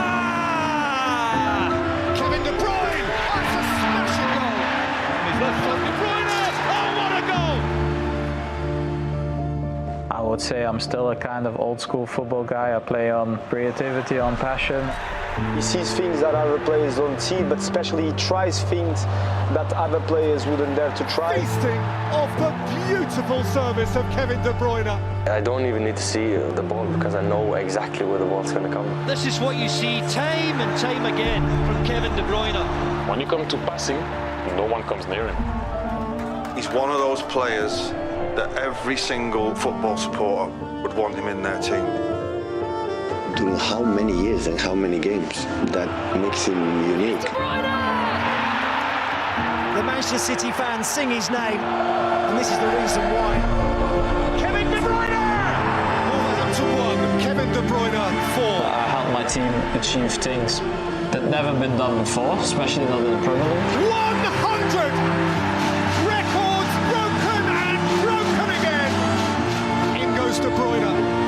Kevin De Bruyne!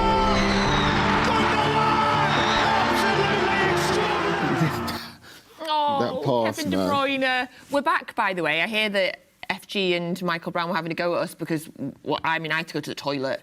I guess you were getting a drink. Just needed some fresh air, but I don't know why they're having a go at us, to be honest with you, because we've been doing all the talking while they've been watching. Fair, Brownie's been right, apart from yeah, but I'll let Brownie off. I don't know what FG's been doing. Right. I don't know what he's talking about.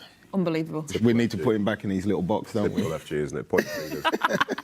Well, we are back. The second half has not started yet. We've got time. Let's have a little word on Kevin De Bruyne because obviously Tuesday night was his last home game of the season and he got his presentation and tribute and oh my God, it was an emotional evening if you were in the stadium. I think I was the only person in the stadium not crying because... It was your job, wasn't it? It was my job, to talk.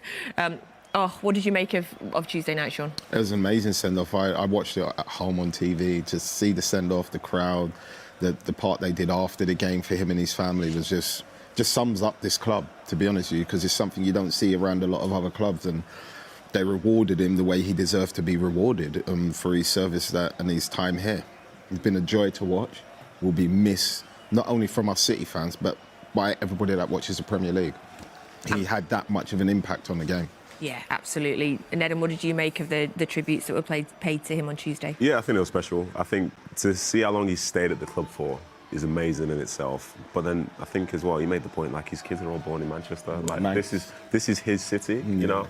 And to be able to say that about a player who previously had no links to the place. But then you looked at the sort of clips you were showing before, the highlights of some of his big moments and just how good he's been for City throughout that time. Like, people throwing you up in the air, that's when you know you're a truly, truly special player within a space. And it's a shame that, you know, for him to be leaving and not be retiring. Yeah. That's what I think, you know, he'd want the goal to be. But for him, he understands, like, for the way football is, like, he probably wants to play more. And he's good enough to play more, because I think a lot of people write him off and think he's really, really old. No, he's someone's going to have a big influence in the future. I just hope it's not in the Premier League, honestly. Well, I'm praying it's so rumours are it's not. Fingers crossed. Pause on Napoli. But yeah, he's so good. And I think best of all for me, like, when you talk about him in the media, you get this idea of what you think he's like.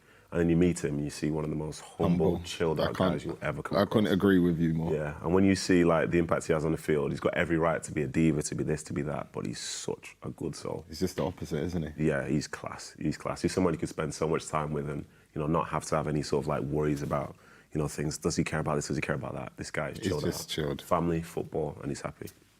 If I force you, can you pick one Kevin De Bruyne moment from his career that's your favourite? I think it was the goal against Bournemouth, you know. Which? I think it was the outside of the boot where he dribbles. I think it was at the Etihad as well. Okay. And I think they were playing well.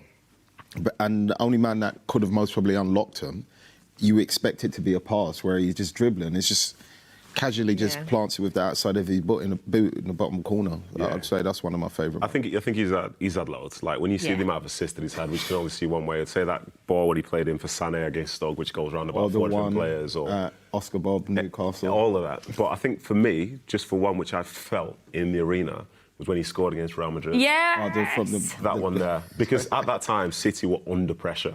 They were under significant pressure, and for him to be able to step up in that moment and score that goal, you could see how much it meant to him. And then lo and behold, a week later, City put one of the best performances I've ever seen in Real Madrid in that place. But special mention to, say, the creation of the goal for Ilkay Gundogan 2 years ago. Was it 2 years ago? Against Villa. 3 years ago? 3 years ago. 2 years ago? No, 2. No, 3. What was it? The first or second? 3 years ago, yeah. To be able to have that, I think it's just a reminder that like we're all playing the same pitch, but he sees a different game, you know, and that's the reality of it. Because if he gets it right, listen, there's nothing. No one can stop him. Nobody at all. So this is live shots of the bench. So they're back out. Some kids tapping. Phil, autograph. That was the bench there. Kevin De Bruyne is on the bench. If there's any substitutes that are made, we will let you know. And of course, we'll keep you updated on the other scores. As it stands, City will qualify for the Champions League. Fingers crossed. That is the way it is in 45 minutes. There's Pep Guardiola. I wonder what he's thinking right now. Oh, I wonder what he's thinking. He just wants to finish the season with a win, doesn't he? Yeah, 45 minutes holiday. Yeah. I can't even begin to think, like, a player can have a career, but a manager, like, we're talking thousands of games and stuff. Oh, my gosh. Exhausted by the thought of it. So the game, the second half hasn't started yet. I expect it will be very shortly. Let's go back to the wall. Where are they? Where's our friend Waits? Hey, Waits! Yeah. Hello! Friend of the show! I don't know why I'm shouting like I could shout across the world. How are you? Yeah, I'm great. Yeah. It's a little sleepy because it's very late at night. What time is it? We are 7 hours ahead of you, just past midnight. Wow. Are you in your Man City cave? Yeah, in my cave. OK, who's on this one? Oh, look at that. Look at that. Nice to see you again. Yeah, so Istanbul, right? Yeah. Have you ever met Nedum? Have you? Yeah. No picture? Wait, don't worry, man. I'll wait for my picture. I'll wait for my picture. Wait, don't worry. This time next year. Sorry. in my son's room. Oh, okay. There you go. Wait, what are you thinking of the game so far? It's brilliant. You know, every last run game just brings all the memories of my City memories. Just like 8-1 Middlesbrough, and then Aguero's goal, and then Gabriel Jesus' goal, and Ilkay Gundogan. So all the memory just pulling, and saw Gondo did the overhead kick. It's just brilliant. It's very special for me. Wait, so I was at that Middlesbrough game in Middlesbrough, freezing cold. Oh, really? When City got beat 8-1 on that day. I was not there. You were not there? I was injured. It's the only game which I was very much relieved to be injured for. Yeah, that's not on my legacy. Yeah. Let's forget that one in terms of a last day of the season games. Terrible. Thank you. It's lovely to see you, Waits. And I hear a rumour that we've got a dog on the fan wall now. Oh, yeah. We've got a dog on the fan wall. Where's the dog? Yeah, look. Oh, right in front of you. There's a dog on the fan wall. What's the dog's name, human? Bell. Bill? Bell. Bell. And Bell, what's your human's name? Craig. Craig and Bell. Yeah. Is Bell a big City fan? Yeah, she loves it. She always celebrates when we score. Go on, Bell. We like Bell. Yeah. We like a scarf as well. I've met Nedum as well in the park.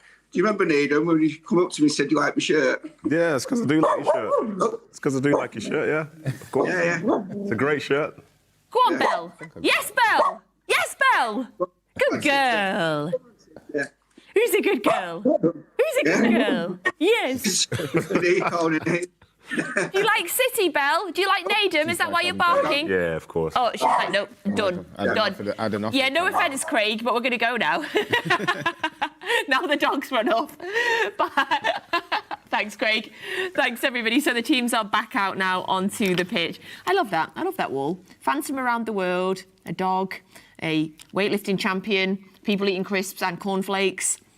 Us eating sweets. We're eating sweets. It's the proper watch-along, this. It's a proper watch-along. It's a proper watch-along. So 45 minutes to go for City to claim a Champions League spot. Oh, gosh, a much, much needed Champions League spot for next year as well.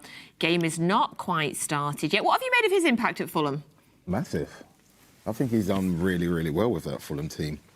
He's kind of, in many ways, stabilised them, isn't he? It feels like a Fulham team, accomplished Premiership side that don't see them ever going down at the minute for the foreseeable, and that comes from the work he's done. Yeah, absolutely. I think it wasn't too long ago when people were talking about all these teams always go down, come up, go down, come up. And Fulham were one of those. You know, it was Fulham, it was Norwich, I think maybe Bournemouth, for example. Yeah.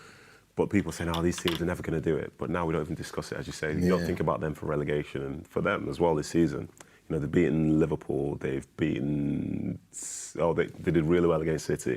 I think they've possibly beaten Arsenal, maybe that was last season. No, I think they beat them once at the time. But it's presented a way to where they can be competitive. You know, they'll be disappointed that they can't finish in Europe this season, which is a far cry from, say, just 2-3 years ago. Exactly that. So the second half has just kicked off, and I should say, I was talking about Marco Silva when the impact on Fulham. So the second half has just kicked off now, 45 minutes away from seeing if City can make it into the top 5 to claim that Champions League spot. As it stands currently, we're sitting in third, 71 points. Newcastle on fourth on 67 points. Newcastle drawing, Chelsea drawing, Villa down to 10 men, though, in that game. We'll keep you updated. I presume I wonder who Villa have brought off. So they had Emi Martinez sent off. Let's have a little look. Normally be an attacker now. Yeah, Asensio came off, and Olsen came on. Wow. Honestly, G, when I played, I used to hate that. Yeah, it's always going to be you, sent off, it'll be like one of the attackers get the low blow. Everyone's having a look like, Which one of us? Oh, here we go. Yeah, we're in. Go on, Gundo. I'll put him hot. Please, Doku 1v1. Inside. No, he's got. See, that's the wrong. But he set it up though. I get what you're saying. Oh, it's still in. But that one, he has to carry on inside. Yeah. Because he's too wide. Yeah, fair. But that was a nice turnover from City, just in the attacking third. Gundogan got it with a bit of time and space and played it to Doku. Unfortunately, tried to go down the line this time, but Tete defended it well. Tete's a good 1v1 defender. He is. Fairness to him, so. Good immediate start from City, then the second half, pressure straight on. Yeah, it was, yeah. They've continued that pressure. And do you know what, I'll be honest, start second half sometimes for teams I play for, they were a disaster, you know. Yeah. Like, you'd be saying, everyone come start well, then 5 minutes later you can see it, you're like, oh my gosh, what are we doing? But in fairness to City, like, they're on the front foot, they get it going, and it's hard to, like, get going again after you've been sitting down for 15 minutes. 15 minutes is longer than people think. Exactly. Our goal predictions, as it stands, are way out, by the way. Absolutely every one of us is way out. Nobody's winning any serious prizes yet, so it's fine. We're okay with it. Everyone was laughing at my 21. No, it's because you're rooting for, like, nothing. No, I'm not rooting for nothing. No, you are rooting for nothing. I just believe it would be a cagey affair. Yeah, but why though? But why though? Because that's just what it looked like, Chief, to me. No, but the point is, if you aim for more goals, then you get excited every time a goal goes in. Yeah, in a bit, you'll be really upset when a goal goes in. No, I'll be excited. But because of the situation, who picks the points and goals and that, it could get to 21 goals, and then say like Haaland's got a penalty in the last minute. I want him to score. No, you don't. I want him to score. You want 21. He's in my Fanto. Yeah. Who's in your Fanto? Haaland. Okay. Haaland and my strikers. Fair. I got Vardy also. I'd like a clean sheet. That'd be nice. Mm-hmm. Do you find it tough putting City players in your FPL team? Yes. Yes. You get doubly frustrated if it doesn't work out. Yes, and also because it's always hard to predict who's going to play. Yeah, that's what I was going to say as well. I put my glasses on for the second half though, so now I can see who's who. Yeah, we'll test that out. Yeah. Yeah. Yeah. Just like you tested me on my offside law. No, because I knew you'd like understand it, but it was more so like how that could have been offside. Because say nobody was paying attention to the goalie, because very rarely do you think about the goalie as being someone who's going to play someone offside. Yeah, for sure. So City have a corner on their right. Is that Doku? I put my glasses on and I still can't see. Oh no, it's Gundogan. Wow. Gundogan. Need new glasses. To be fair, in the corner it was hard to see. It's hard to see just then. I went off his posture though. Gundogan's whipped it in. There's a head to it. No. What was that? Nothing's happened there. Offside. Oh, someone's down. Goal. Goalie's down. So we get the ball back at least. Right, let's have a little check on the scores as well. 1-1, Spurs Brighton. It is, but the games that we care about, Forest, Chelsea, Chelsea, it's hit him in the 0-0. mush. It's hit him right in the face. Is that what he's down for? I think it might have hit him flush in the face, you know. Oh, yeah. He saved it with his head. That was Vardiol as well, by the way. Oscar. Yeah. Vardiol said that. He would have had a goal and a clean sheet. I need it. Oh, that would have hurt, yeah. So Leno saves full on front in his face, totally there. Fair play to goalies, you know. Like, you need bravery to be they're brave.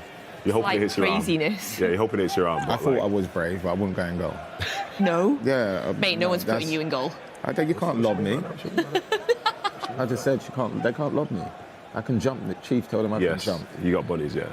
You can jump that high? Yeah, he's got hops and he's got desire as well. And one thing you forget, like with attackers, they can read body shapes, so they know which way you're going to kick the ball. Yeah, see? Okay. There's always more to it. There's always more to it. Be the cat. Oh, there's the in-the-face ball. Right in the mush. Ooh. Sneakily, he's done very well there.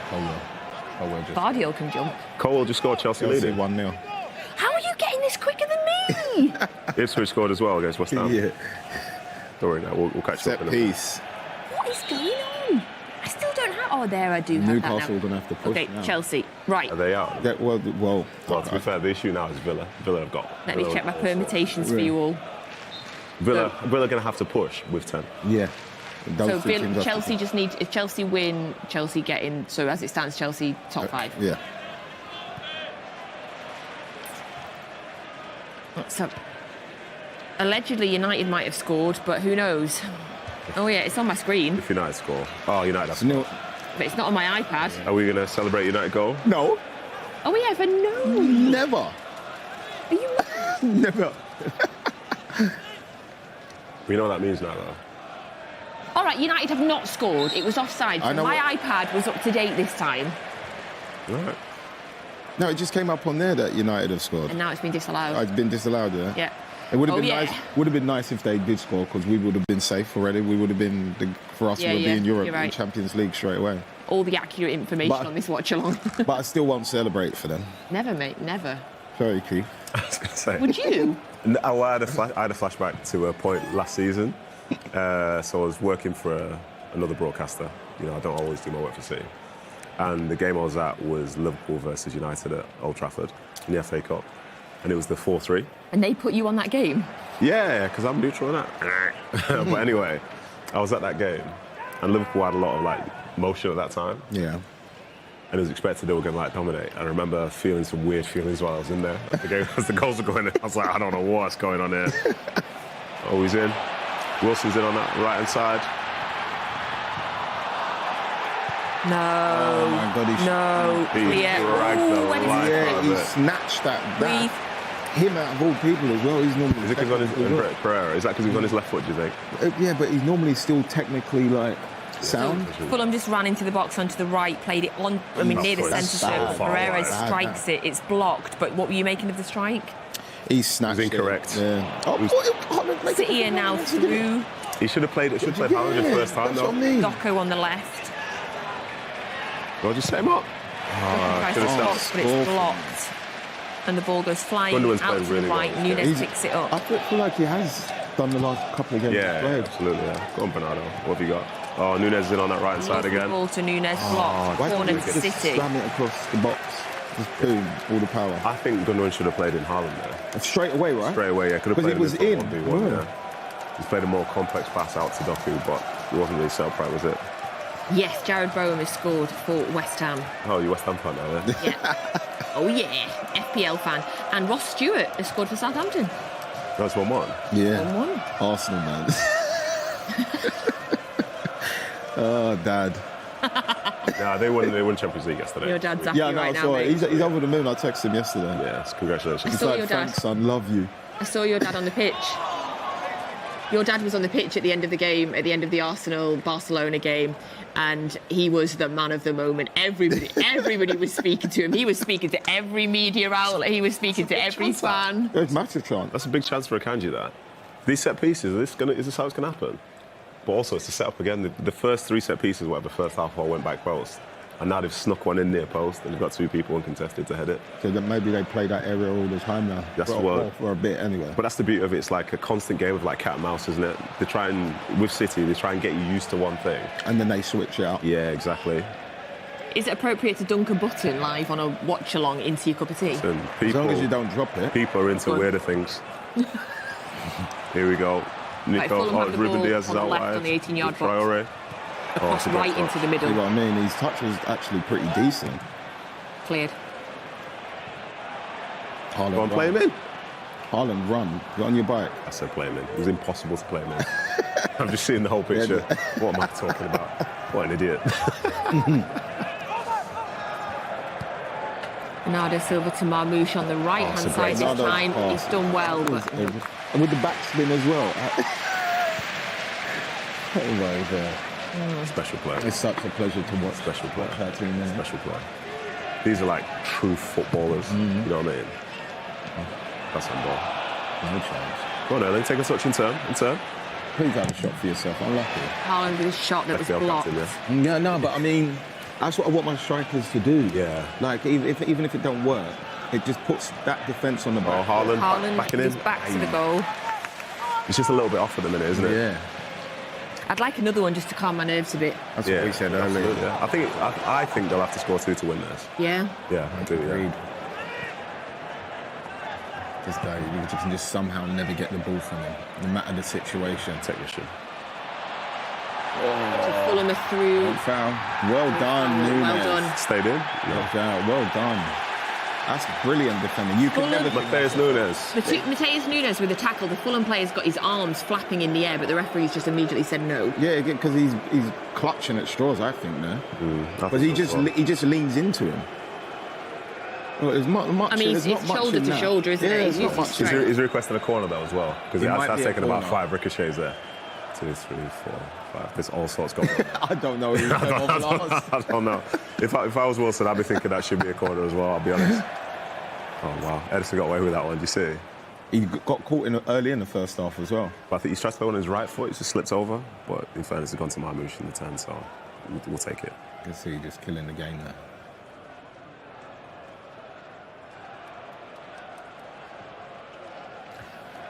Okay, so we are perfect pass on that ball. Back with the ball on the left side, but he's moved it into the middle. Across to Marmoush, back into the middle. City knocking it around well, but I'm still feeling nervous. Marmoush played him. It felt like it was to come on and shoot. Yeah. Is that Matheus again? No, I think that was Ruben Diaz. Wilson's the main guy for Fulham here, isn't he? Yeah, that's what I'm noticing. Like it stopped for some reason. What? Why? What have you got on your phone? Nothing. What are you watching on your phone in the middle of a watch along? It's not a Fire Stick. Is this what's watching somebody watch 2 games? A watch along of watch along? It's got kites to that stream on. I don't know. Let's see who it is. Oh, I want to talk about we're going to do a Shaun, Wright-Phillips, Nedum end of season awards. Yeah. Your favourite couple of things for the season. So the first one I want to ask you is who has been your men's player of the year, which, by the way, the Etihad Player of the Year vote is still open until the 4th of June. Who's your player of the year for the men? Josko. Same. Why? I just think even when City were going through a bad time, and he was one of those that made a few mistakes within that bad time, I still think he's been the most consistent player we've had. In that bad time, he was probably going through second top goal scorer at that point as well. So for me, he that's my reasons behind it. Yeah, I would agree with that, because like him being available has been massive. Yeah. You know, and like Shaun said, there are times maybe he's made mistakes and so on, but everyone at City was doing that.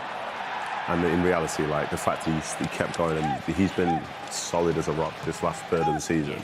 When City have needed to win those games, and what have they done? They've won those games. And he's stepped up with like big goals, it feels like. So I think for me it's an easy call. To Yoshko. Yeah. I can't see it. There are players who've done well, relatively speaking, but I think for his consistency and him stepping up and the trust that he's still having him, I think it's Roscoe, yeah. Right, let's ask somebody in the wall who their player of the season is. Who's in Milton Keynes? It's Ahmed. Hello, how are you? Hi, Nat. I'm good, how are you? Yes, I'm good, thank you. Who is your player of the season for the men's team?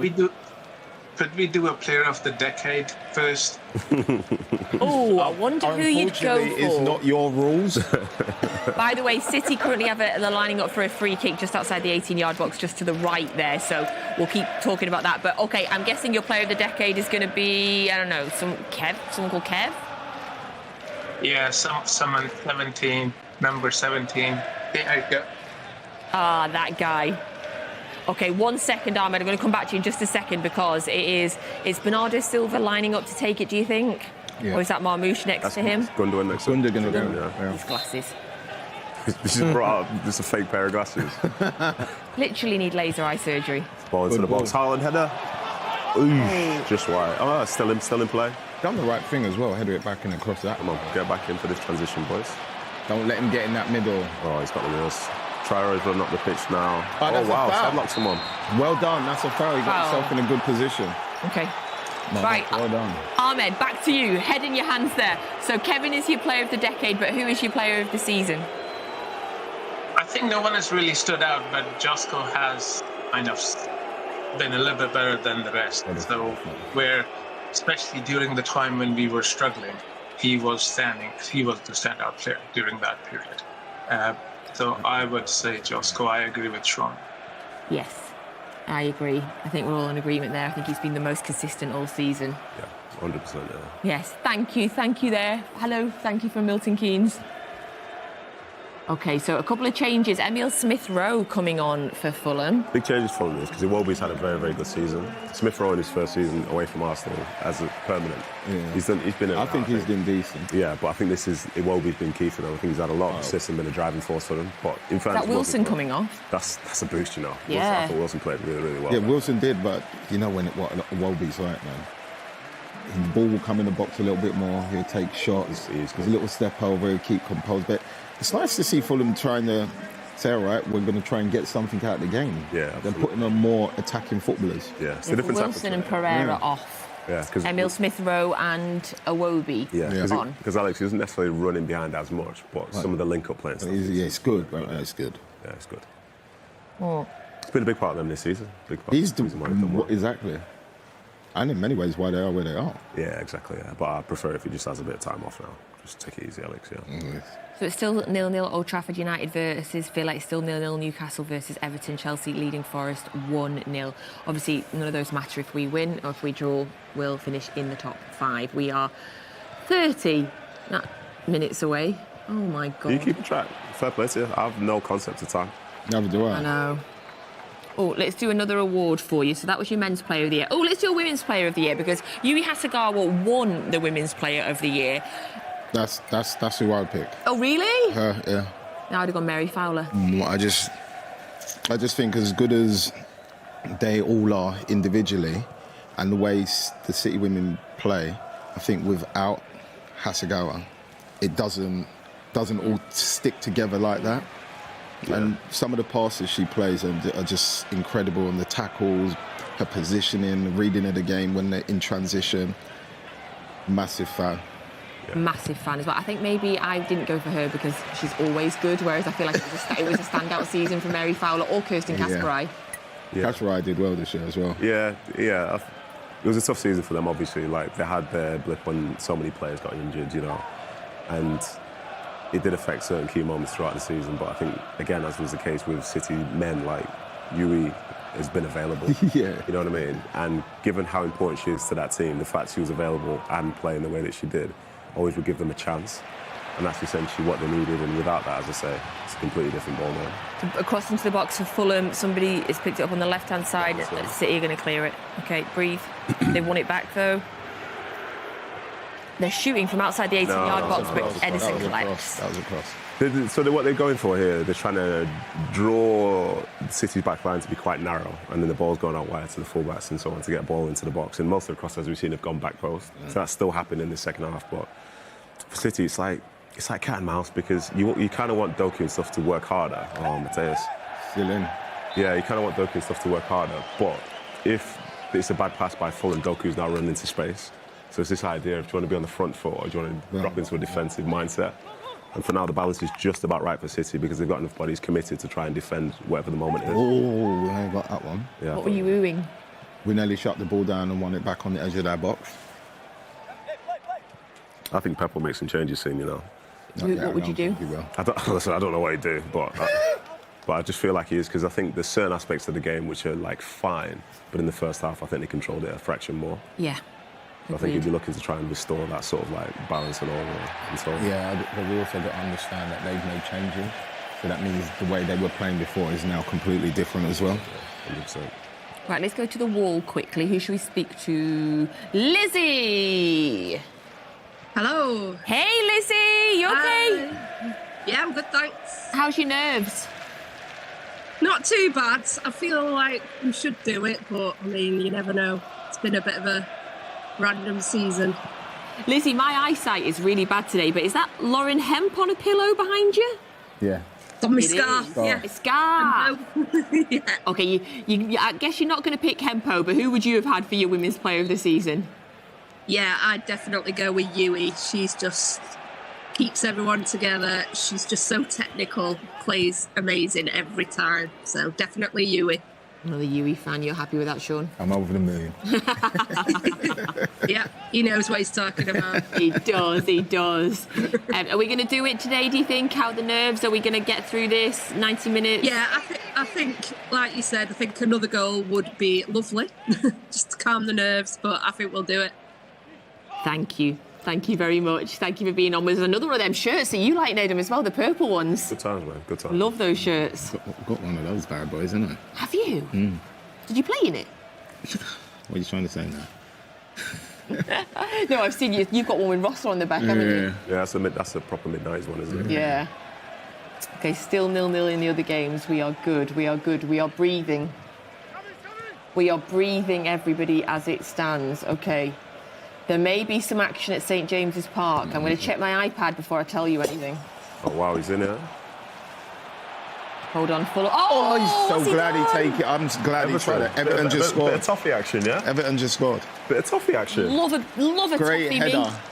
Absolutely love a toffee, because Newcastle have dropped out of the top 5 with that goal from Everton. I'm so glad he tried that. Yeah. Oh my goodness, oh my goodness. No, they're clinging on to it. No, they're still in it. They're clinging on to it. So Villa, because of the draw, because Villa are drawing, Villa are in 6th, Newcastle are in 5th, but they're both on 67 points. Villa need to score. How many minutes gone is it? It is, we're on 66? Okay. How many are they there? Villa, Let me check. that half of Villa now is massive. Enormous. Villa are on 67. But it's nice though, like, you're down to 10 away from home and you have to go for it now. That just goes. Yeah, that's Emery's gonna try and pull something off there. Oh, Gravenberch has been sent off for Liverpool as well. Oh, right, he's been out all day anyway. They're fine. They've had a week. Yeah, he's done in for the season. As Okay. she said, they're most probably still drunk. Yeah. I think it's a Liverpool are more drunk than Palace. That's the way it would seem. The drunk off. Yeah. Obviously, the good news about that Newcastle not winning as well is that should something go wrong here, we have breathing space. Well, nothing's going to go wrong. Okay, yeah. Negative Nelly over here. That's the thing, though. It's like natural to have that level of anxiety, isn't it? You know. But in fairness to. Okay, so Villa have jumped Newcastle because Villa are still drawing. I thought, yep. They got a point. Villa on 67, Newcastle on 66. But do you trust Newcastle? Do you trust, if you're a Villa fan, do you trust Newcastle to lose that game No. at home? You don't, do you? No. Especially when like 1 point is send you under. Yeah. Newcastle need a goal with 11. Villa probably need a goal with 10. Oh my gosh. Isn't it entertaining? And he takes a sweet. Shaun, speak for a minute, because I want to take one of these sweets. Go on, I need you to cover for 30 seconds. Why? What's wrong with just putting a sweet in your mouth? Because these take ages to chew, these ones. They got you. Exposed. Listen, we take our craft seriously, just not all the time. Right, so City down the right-hand side. Omar Marmoush with the cross. on the right Centre. as well. Haaland is there, but the defender's on him. Yeah. Anderson's good at that, though, isn't he? Yeah, the two of them, they're basically making sure it's a two. Oh, get there. Good tackle. Basically making sure it's a 2v1. One Right. person's got Haaland, one's got the space to try and attack it. And they're trying to disrupt his runs as well. Because that's the thing, it's like, with those runs in the box, it's about timing. So when somebody like picks up a head of steam, if all of a sudden you like nudge them, then they're not going to get to the spot you need to get to. Okay. So I think Fulham have been good at that, because that's the thing, like, pro football, it's a physical game. Yeah. You know, not many people really see the little things happen all the time, but those things really do matter. It's a really physical game. So is this a targeted defensive? It's the way you defend against any singular nine. Yeah. Like somebody has to be on them, because if you've got two centre halves who are playing out there, and you're not like marking, one of you's not marking the centre forward, then what's the point? Like, what are you doing? I am getting nervous. I know that we only need a draw as well, but I am starting to get a little bit nervous. Why does it feel like we've dropped off a bit in the second half? This is Fulham spell. Yeah, that's what I was going to say. It's not necessarily a drop-off. Maybe Fulham have got better. Yeah. Two teams can't be on the front foot at the same time. And I think for Fulham themselves, they're playing at home in front of their fans. There's no world whereby it's going to be acceptable for you to go out this season the same way you just played that first half of football. So you start to find the little things within a game, like maybe you run a little bit harder about something. Maybe you make sure some of the passes you make are good passes. Call for the ball there. It's transition here. It's 4v4. I think it's Trier on that right-hand side. How will City defend this? That's a bad ball. See what he was trying, though. Yeah, it's a bad ball. I like that idea. Is the game stretched now? Yeah. It is stretched. Doku down that side, but in fairness, he isn't it? Because he's on a 2v1 against him. That's all.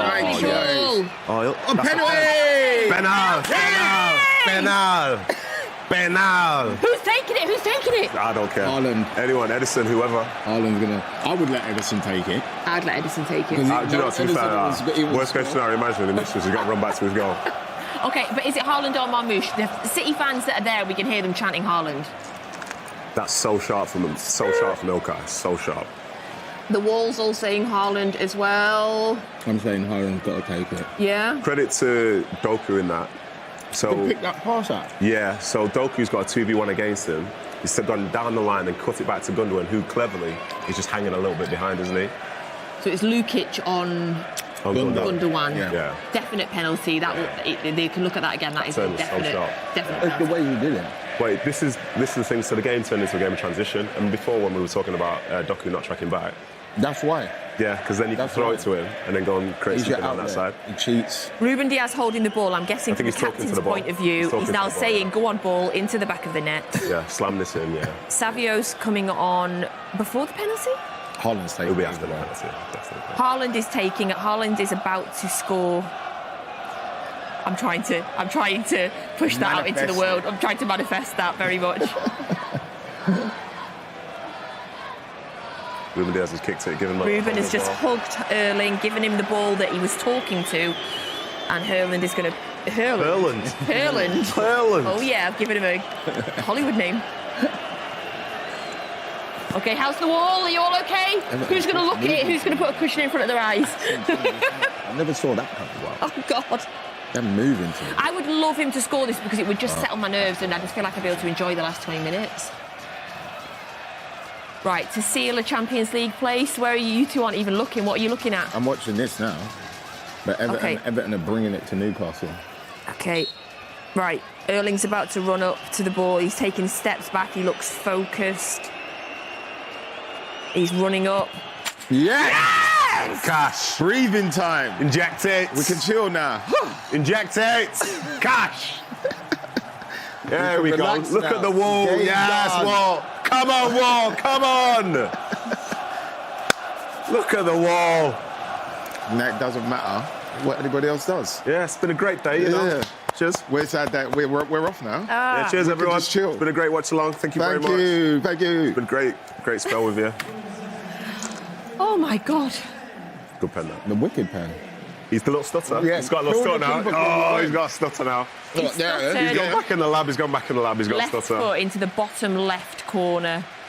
I mean, the keeper's gone the other way. The stutter killed him. Yeah, the stutter's what's done it. Because as soon as he stutters, he started bending his knees to go one way already. Right. What, and you think he's noticed which way he was bending? Yeah. If you look, he's had a look. He puts his head up.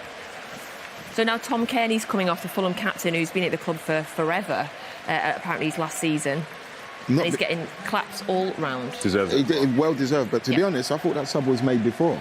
No. I thought they both came on at the same time, Welby and Smith. Smith Rowe. No. No, they did, yeah, but Smith, it's a different subs. Guys, I'm sweating all of a sudden. I feel like that second goal's gone to my head. Yeah. It's either that or the sugar. It'll be the sugar. Like, God, I'm having a hot flush. It'll be the sugar. Okay, let's check. I mean, it doesn't matter what the other scores are now, but Villa are still drawing with It might still right, it's 21.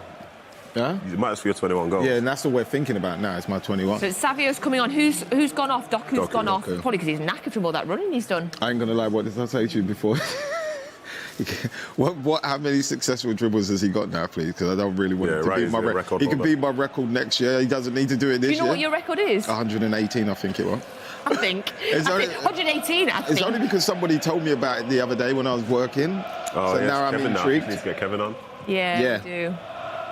Kevin De Bruyne. Just be professional and they'll get the chance to do it. That's the key thing, isn't it? Oh, God. And if he does it for Gundogan, like, Gundogan's been top this game as well. Been unbelievable, man. He's got a goal, and to be fair, you'd get like assist points for that, wouldn't you, on FPL? What, the pen? Yeah. You should do. Yeah. I don't know all the rules still, Chief. It's something I don't play, so. Do me lace up. Not to bring it down, Ronnie, but Arsenal are drawing. So if it finishes as it is, Arsenal finish on 72 points, we finish on 71. Oh, I wish we'd beat Southampton. No, I just love it now. But in terms of what I said to you before, like there's been so many, and Chief will tell you, and you will know in the media world as well, how much stick City have been getting for having such a bad season, but yet we're third and 1 point off Arsenal. That middle third of the season, I was getting absolutely hammered. What was that? I was getting pelters. I was getting pelters. People were asking me to come on shows just to lay into me. And look, 1 point different. Do you know, 1 point difference. The funny thing about it as well was one of those shows which I used to do. It was probably like 2 months ago. The chat was, who's going to finish in the top six of top five of all these teams, blah, blah, blah. And someone was like, I just can't see City doing it. Stop it, name him. Name him. Who was it? I beg your pardon. Nunes down the right. He's played really well again. Erling half a yard finish. Ooh! Nearly top bins. Name and shame.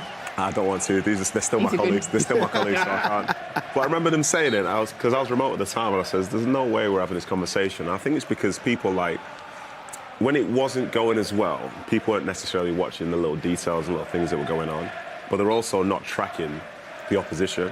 You know, if you were tracking Newcastle, Villa, Chelsea, Forest and all these, you'd realise the positions that they were in, they're like the same as City, because they're not better than City. They're in the same spot. If City are having their worst season in however long, then how is City in and amongst them? So, like I said, I knew that City could get better. City have ended up getting better at the key point in the season. Well, tell me a story that you've heard before. I just can't believe that anybody actually doubted Pep. I mean, what are we forgetting his entire history of his career? That's nice, yeah. In reality, like, obviously this game's not finished, but people were talking about them like they weren't competitive. And I was like, are we being serious? Like, what are we saying there? You're saying that you believe when it's City against Newcastle, this team, that team, so on and so forth, you're of the thinking that they will not finish in the top five. Yeah. And I was like, I beg your pardon. I beg your pardon. Yeah. But here we are. Yeah, there was a lot of violation, disrespect going on towards City. You can have, I don't know, man. It's tough because you can have like overreactions, but like if you're going to make a good argument against City, look at everything in totality. Yeah. You know what I mean? And these teams that were having really good seasons were on the same points as City. But you're saying they're great. But City are bad. But City are bad. It doesn't even make sense. City were the team in that top, however many, that you knew could get better. And you knew they had a manager who was capable of finding a way to make it the case. Maybe he came with Matheus Nunes, he came with Nico O'Reilly at left back, whatever, but he came. And now, like as I say, if they don't go unbeaten here, that's 11 games unbeaten. Yeah. Cool. OK, there is something going on in the Premier League. United have scored, haven't they? Yes. Manchester United have scored. OK. It's the rarest of sights, that, by the way. United scoring at home. Wow.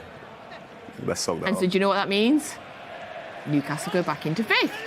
That Villa game, down to 10, they have to throw that kitchen sink at United now. They don't know what they're waiting for. So has Emi Martinez lost Villa a European place? A Champions League place? It looks that way. At half-time, that's looked like they were getting battered. Yeah. So we got sent off in added time in the first half. Yeah. So I think they were just having a bad day to start with. But that's the trick though as well, because obviously United have been a bit suspect this year. But as a pro, there's still personal pride. You know what I mean? You will always give it a go. Might not always go your way, but you will always give it a go.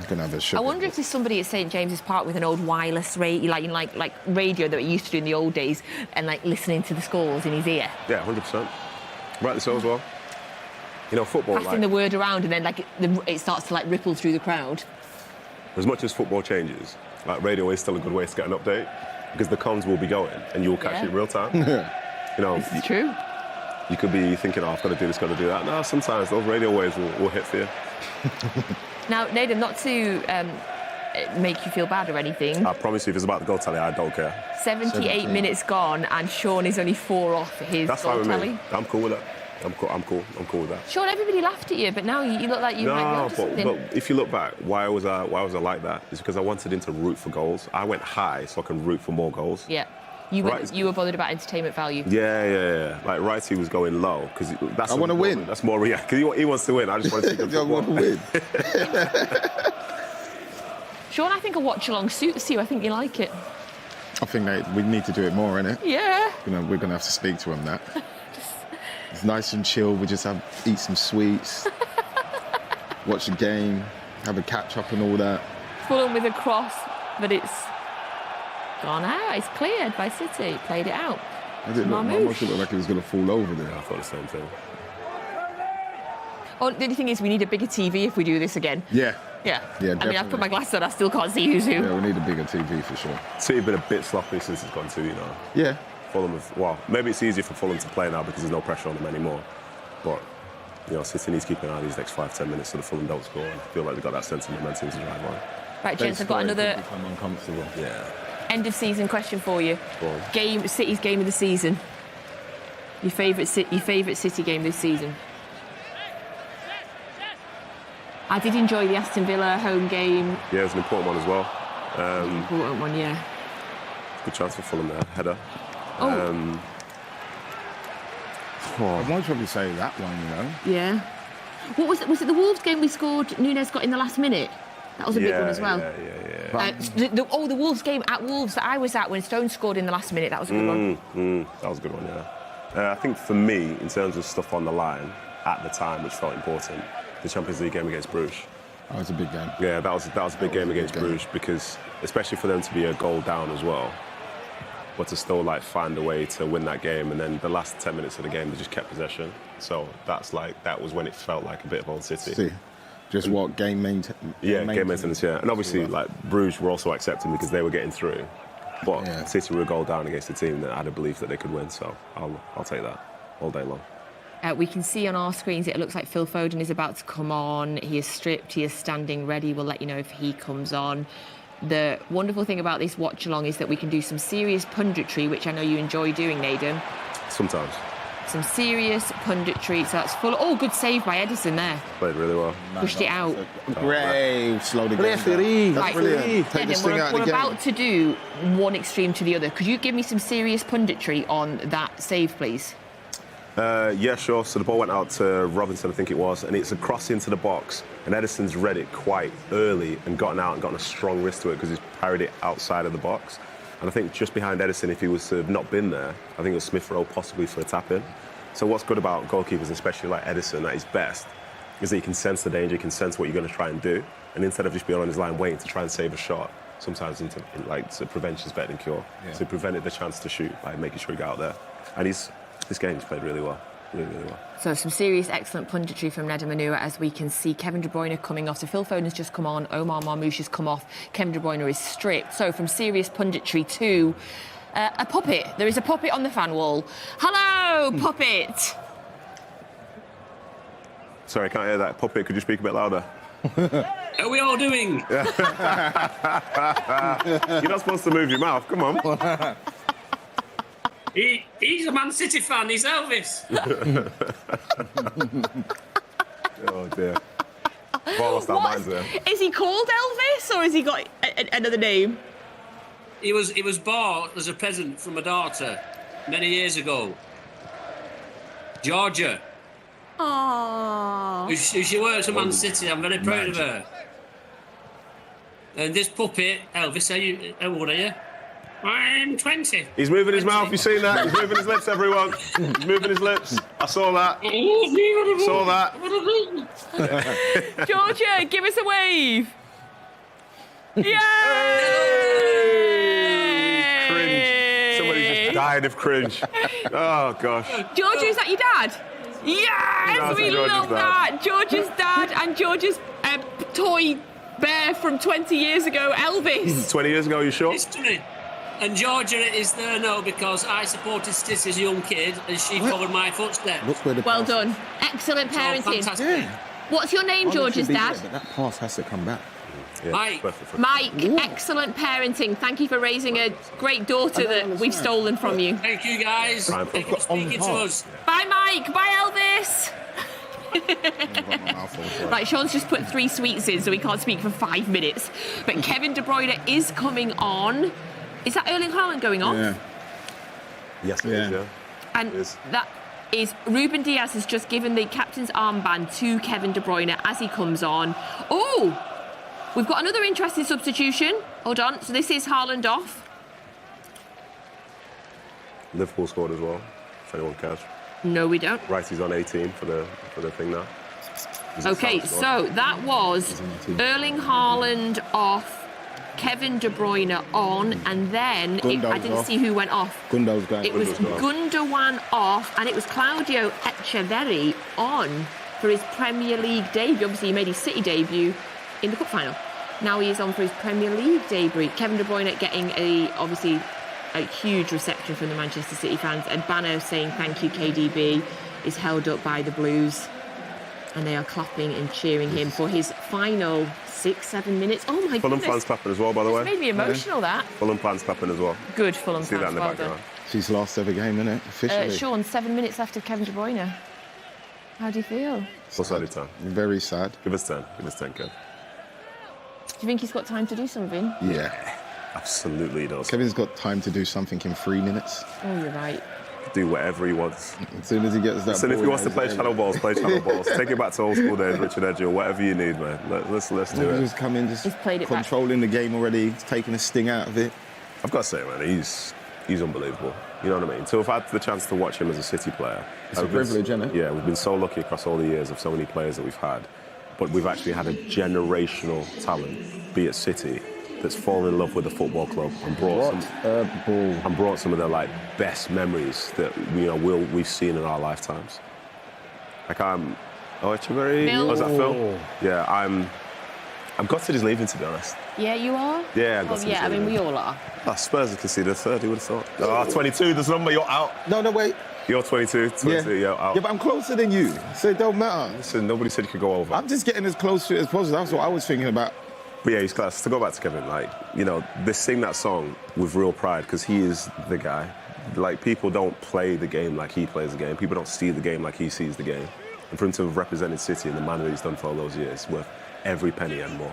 You think about it, like when I was playing and stuff like that, when I made a run until like you say your likes of Al and Ali Bernabia came. I wasn't feeding it was like a call for the ball thing. Yeah. And for an attacker, if you don't need to call to give your run away, he's the man that just finds you. Yeah, absolutely. He's unbelievable. Yeah, that's absolutely like a stone cold fact. Kevin De Bruyne is so good, you don't need to ask for the ball. The ball will arrive. Yeah, he just sees. Yeah, and that's a different type of football player, that.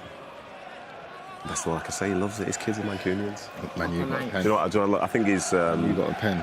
Have they? I think one of his kids might be in City's academy or something. Oh, really? Yeah. I hope in the future, like, his kids can not only like play for him? City, but like play for England or something. That would be funny. That would be brilliant. KDB with his English kids supporting England. For the national team in that. Yeah, that'd be funny. I got a lot of time for that.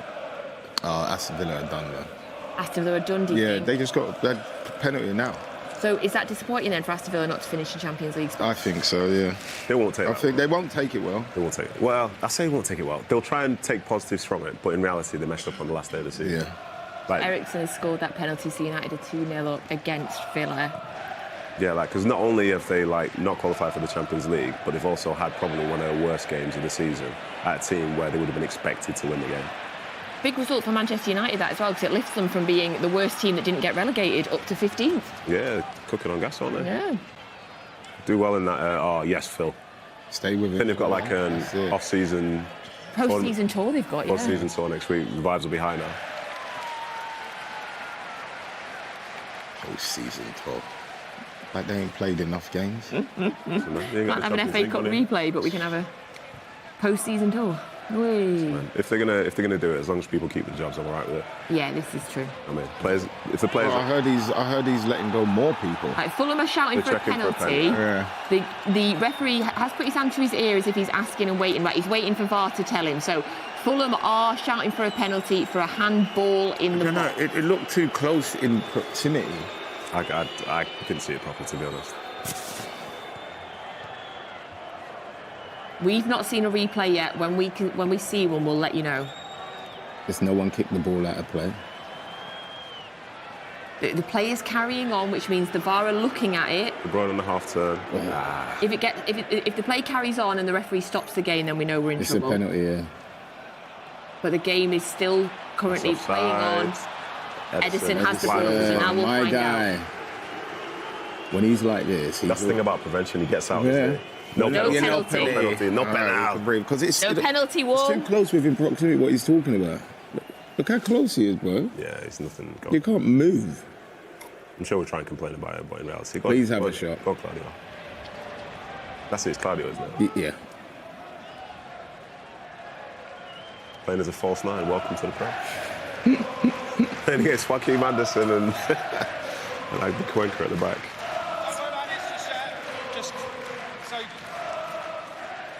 Darryl trying to get on the microphone there. Did you hear that? Right. Because at the end of the game, we will have FG and Michael Brown pitch side. Obviously, it'd be nice to see the players clapping the fans for the last game of the season. Okay, so as it stands, we have qualified for the Champions League along with Chelsea and Newcastle. Aston Villa sitting in the Europa League place, Nottingham Forest sitting in the Conference League place. Does that feel right? Yeah. Does that feel right, you reckon? Yeah. I feel, because I think Forest, that's a tournament Forest could win. Yeah. Do you get what I mean? No, not necessarily the Forest side, more so the Villa being outside. 4 minutes of added time. Our game. I kind of thought it would have been Chelsea that was outside and Villa in. Do you know what, to be fair for Chelsea, it's massive because if they don't qualify for Champions League, Marest is probably under pressure. Yeah.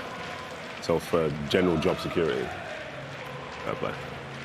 I'm happy for my old club. I just didn't see it coming. Yeah. It's what a first touch that was. Edison is one of the best passers I think I've ever seen. Bring the foul back. Go on, Phil, get your yards in. You know me, guys, I'm not very competitive and I'm also not a sore winner or loser in any way, shape, But you want to get to 20, what did you say? I said 26, it's currently 24.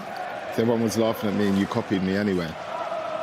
Is that Spurs getting smoked by Brighton 4-1? At that point, they're part of that drunk off as well. They've won the drunk off, yeah. Don't even worry about them. They're not there.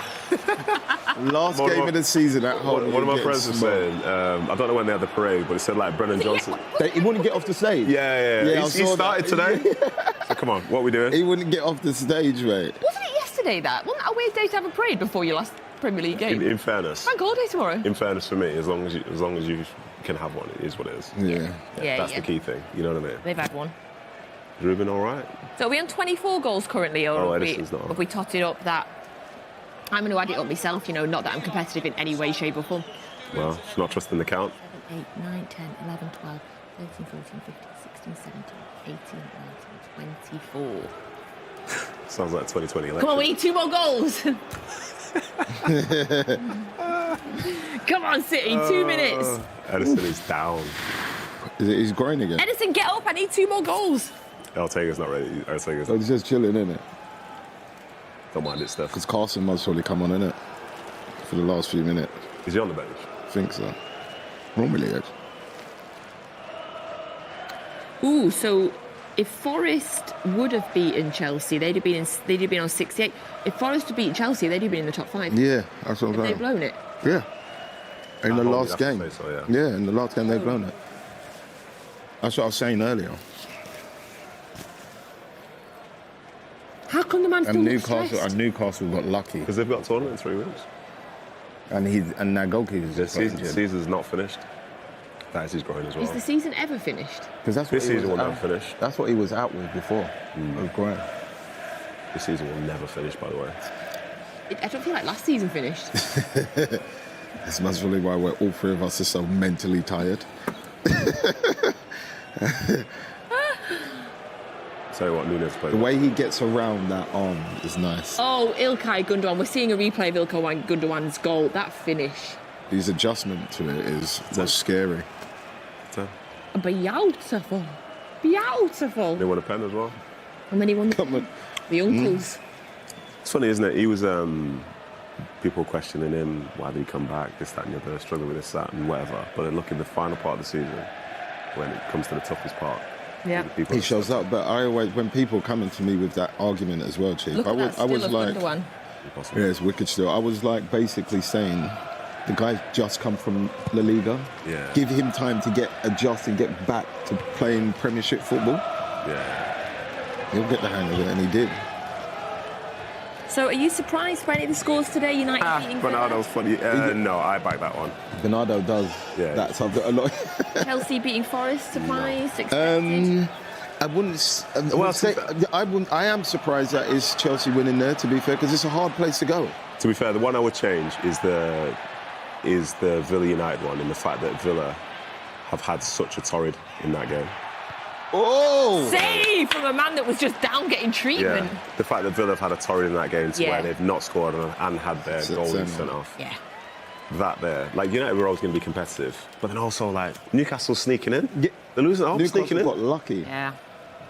In terms of days that they could have wished for, Newcastle losing at home and then still making it for the Champions League. Newcastle, and I didn't have both of them losing. It was meant to happen. Yeah. Oh, Forest have got to be kicking it. Yeah, but Wood just missed the chance. Yeah. But he's not watching it on his phone, don't worry. He's not watching it on his phone. It's not on TV. Oh, no, it is on TV. It's on Sky. Yeah, but he's not watching it on his phone. Okay. He's not watching it. He's not got every game going on his phone right now. Nope. He's definitely not. I'm just helping you lot do your jobs better. Thank you, Shaun. It's all right. Go on, play him in. One last assist. Oh, Kevin. It's not like him. He normally sees it early as well. Yeah, it would have been guaranteed slot as well. Tell you what, by the way, City's midfielders got missing it this last 10 minutes. It's only, I mean, literally, you feel like the referee's going to have to blow any second now. Just keep it clean sheet. Keep a clean sheet. Come on, lads. Last game of the season. Clean sheet. Clean sheet. Oh, wowzers. Jimenez tried to do a Gundogan, failed. Sorry, Jimenez. He ain't no Ilkay. Fair play to them. They look quite far away. And that is the full-time whistle. Yes. Woo, woo, woo, woo. Go on, Wall. Thanks for joining us. Woo, woo, woo, woo, woo. Great work, City. Wall. Thank you, everyone. Wall. Thank you, Wall. Thank you. City have qualified for the Champions League. Everybody breathe. City finished third in our worst season in forever.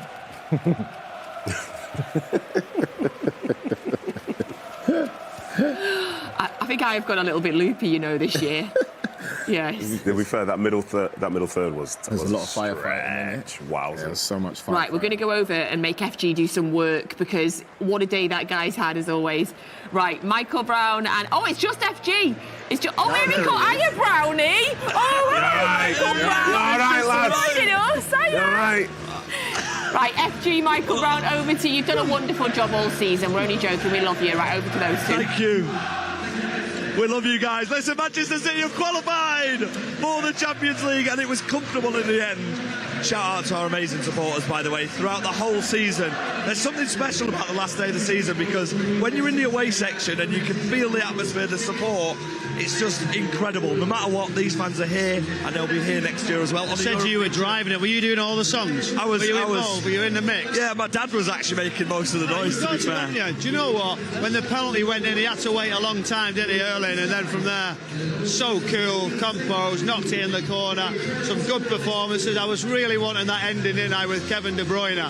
I was hoping, can he get a chance? Can he get a goal? But it wasn't meant to be. But it's a big win. The most important thing was the team qualifying, and you see what it means to these supporters. Yeah, it means a massive amount. I mean, there's a little bit of an air of silence at the moment because our players are on the halfway line. They're having conversations. I imagine they'll all go over together. But, I mean, there's probably no guesses as to who all the attention will be on. If you look at the away section and you look at the Belgian flags in the stand, the thank you, Kevin, and more than anything, these guys deserve absolutely everything, and we go again, not next season, in the Club World Cup in a few weeks. Yeah, fantastic. You get a little bit of a break and then back at it. You want to try and deliver, get trophies. That's a given, isn't it? But Champions League done.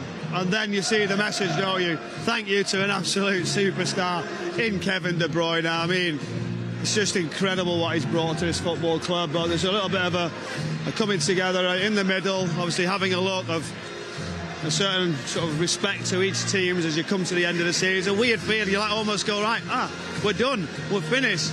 And we've been used to seeing big parties, celebrations, but we must celebrate this. You know, it's been under a bit of pressure on us, haven't they, to get us into a Champions League qualification, and we've done it. Yeah, I mean, there'll probably be a lot of sadness as well in the away section, as you can hear. Our fans are now applauding the players who are making their way around. Look, it's been a difficult season, Brownie. There's no hiding that. It's been a difficult season for these group of players who are used to winning.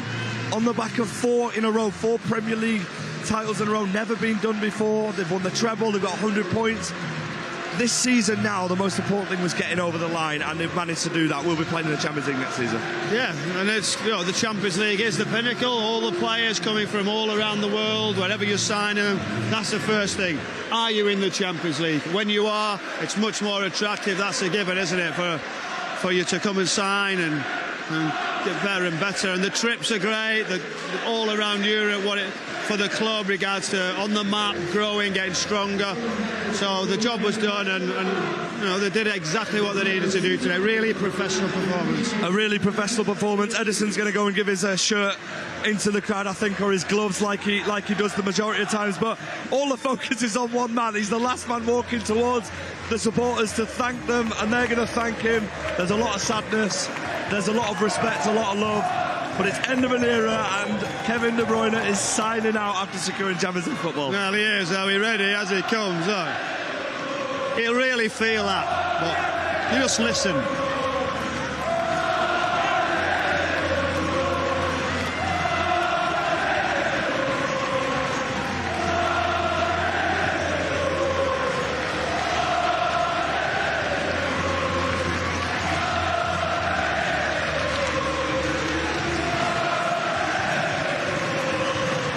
Words don't do this man justice. We just want to sit back like everybody at home and give you what we can.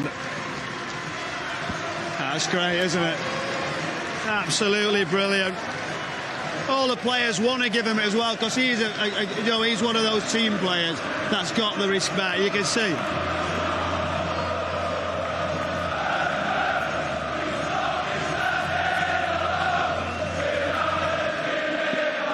Very hesitant to go towards the away section, but listen, words don't do this man justice. We're so grateful for everything he has given to this football club. It's been some of the best years of our lives, and we never know whether we're going to get that back. Well, you don't, but the fans, I mean, honestly, there's something about this ground, FG, that I just love coming to. Stand in front here, celebrating great moments, end of games, we've seen titles here, and it's not just Kevin, it's all of the team. There it is, there.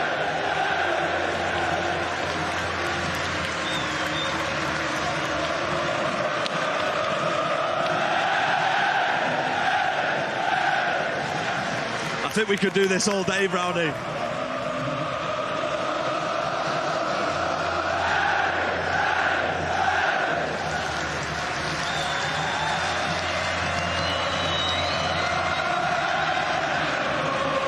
It's funny how Erling Haaland's the one who's trying to make him do it as much as possible.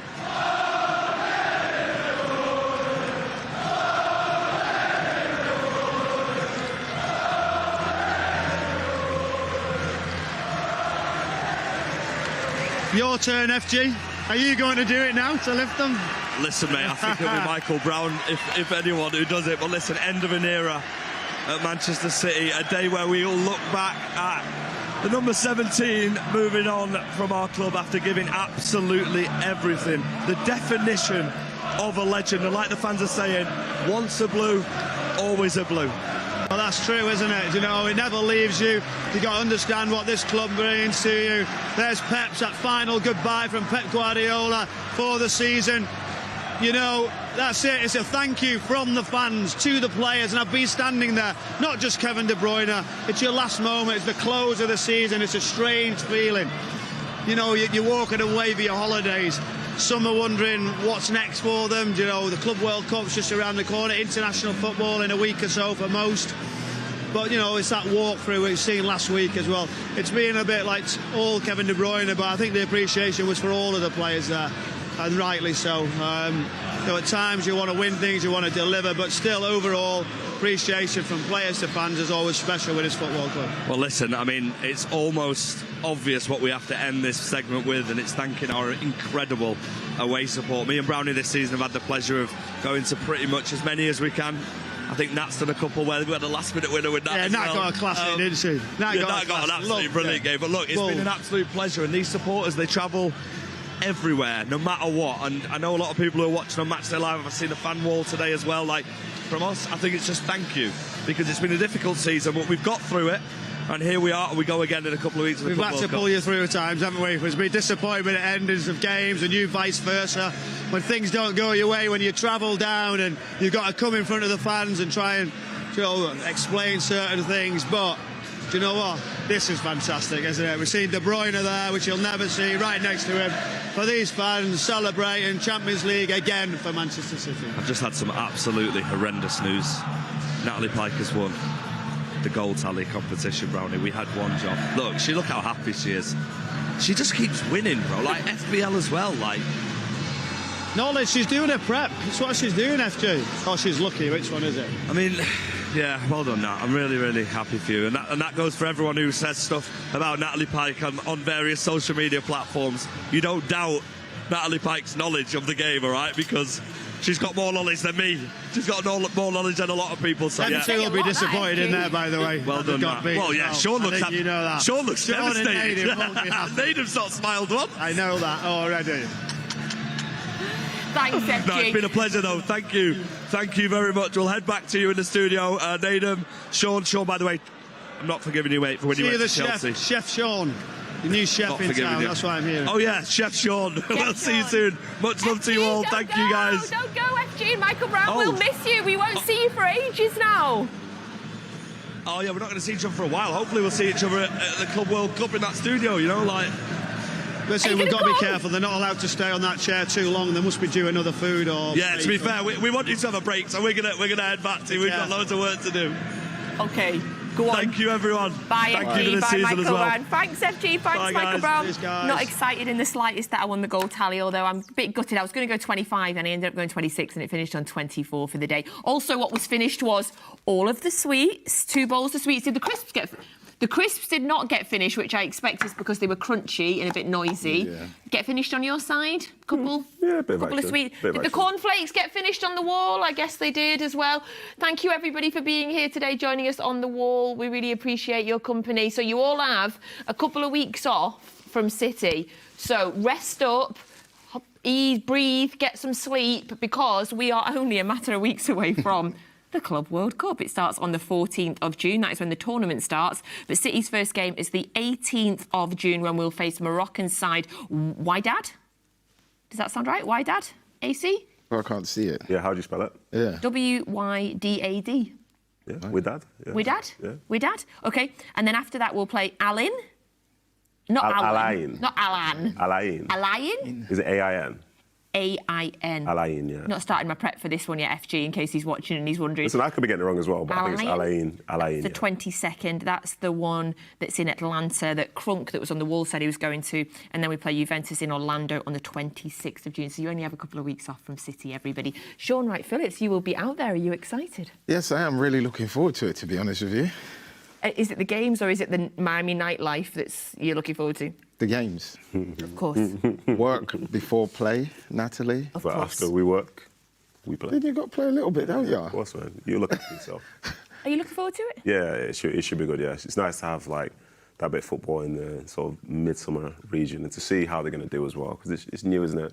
You know, to play the Club World Cup is a normal thing, but to have it in this format and for it to be over there, because you'll be testing yourself, because some of the kickoffs are quite late over in the UK.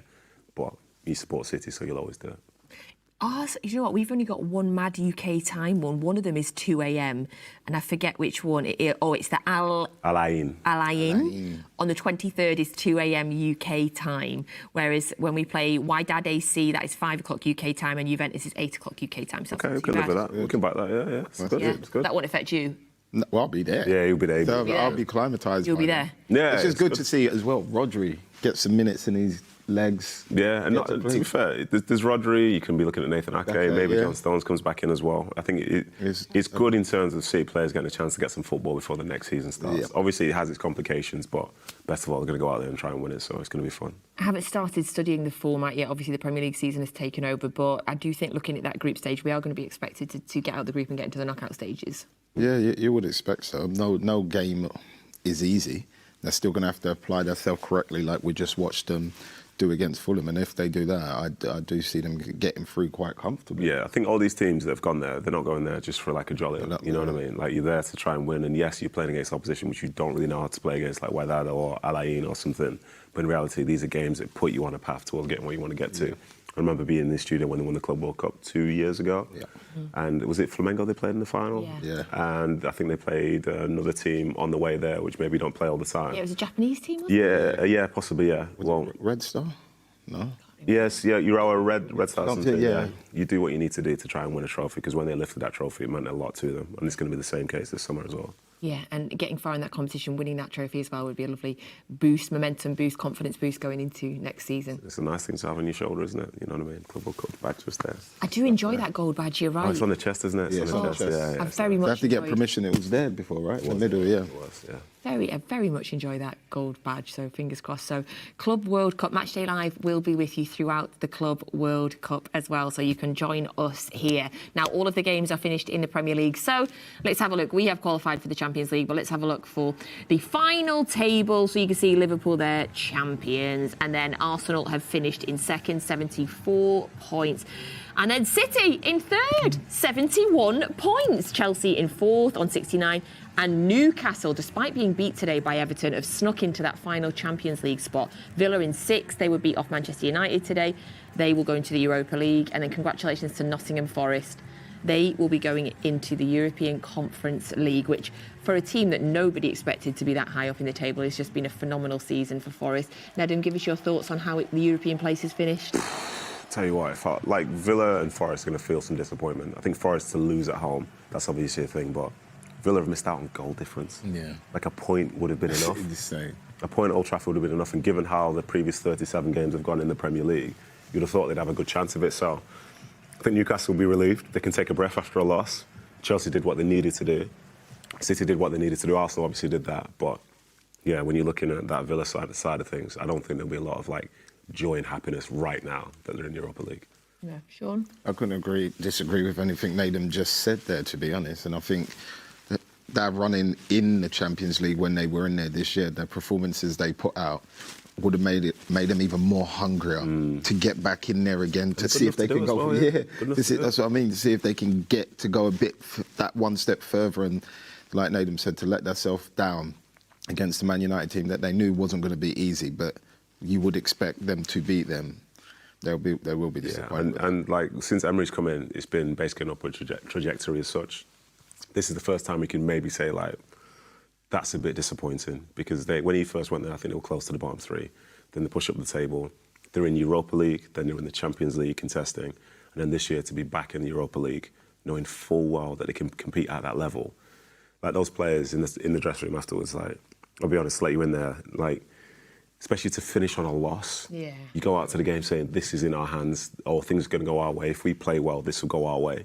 And then to play, probably looking at the stats, one of their worst games of the season, to have key players like Emi Martinez, who's played in bigger games, sort of mess up in that manner, for them to lose 2-0 when a draw, a point would have been enough. I think you'd just be devastated, and I don't think you'd be able to hide that. Yeah.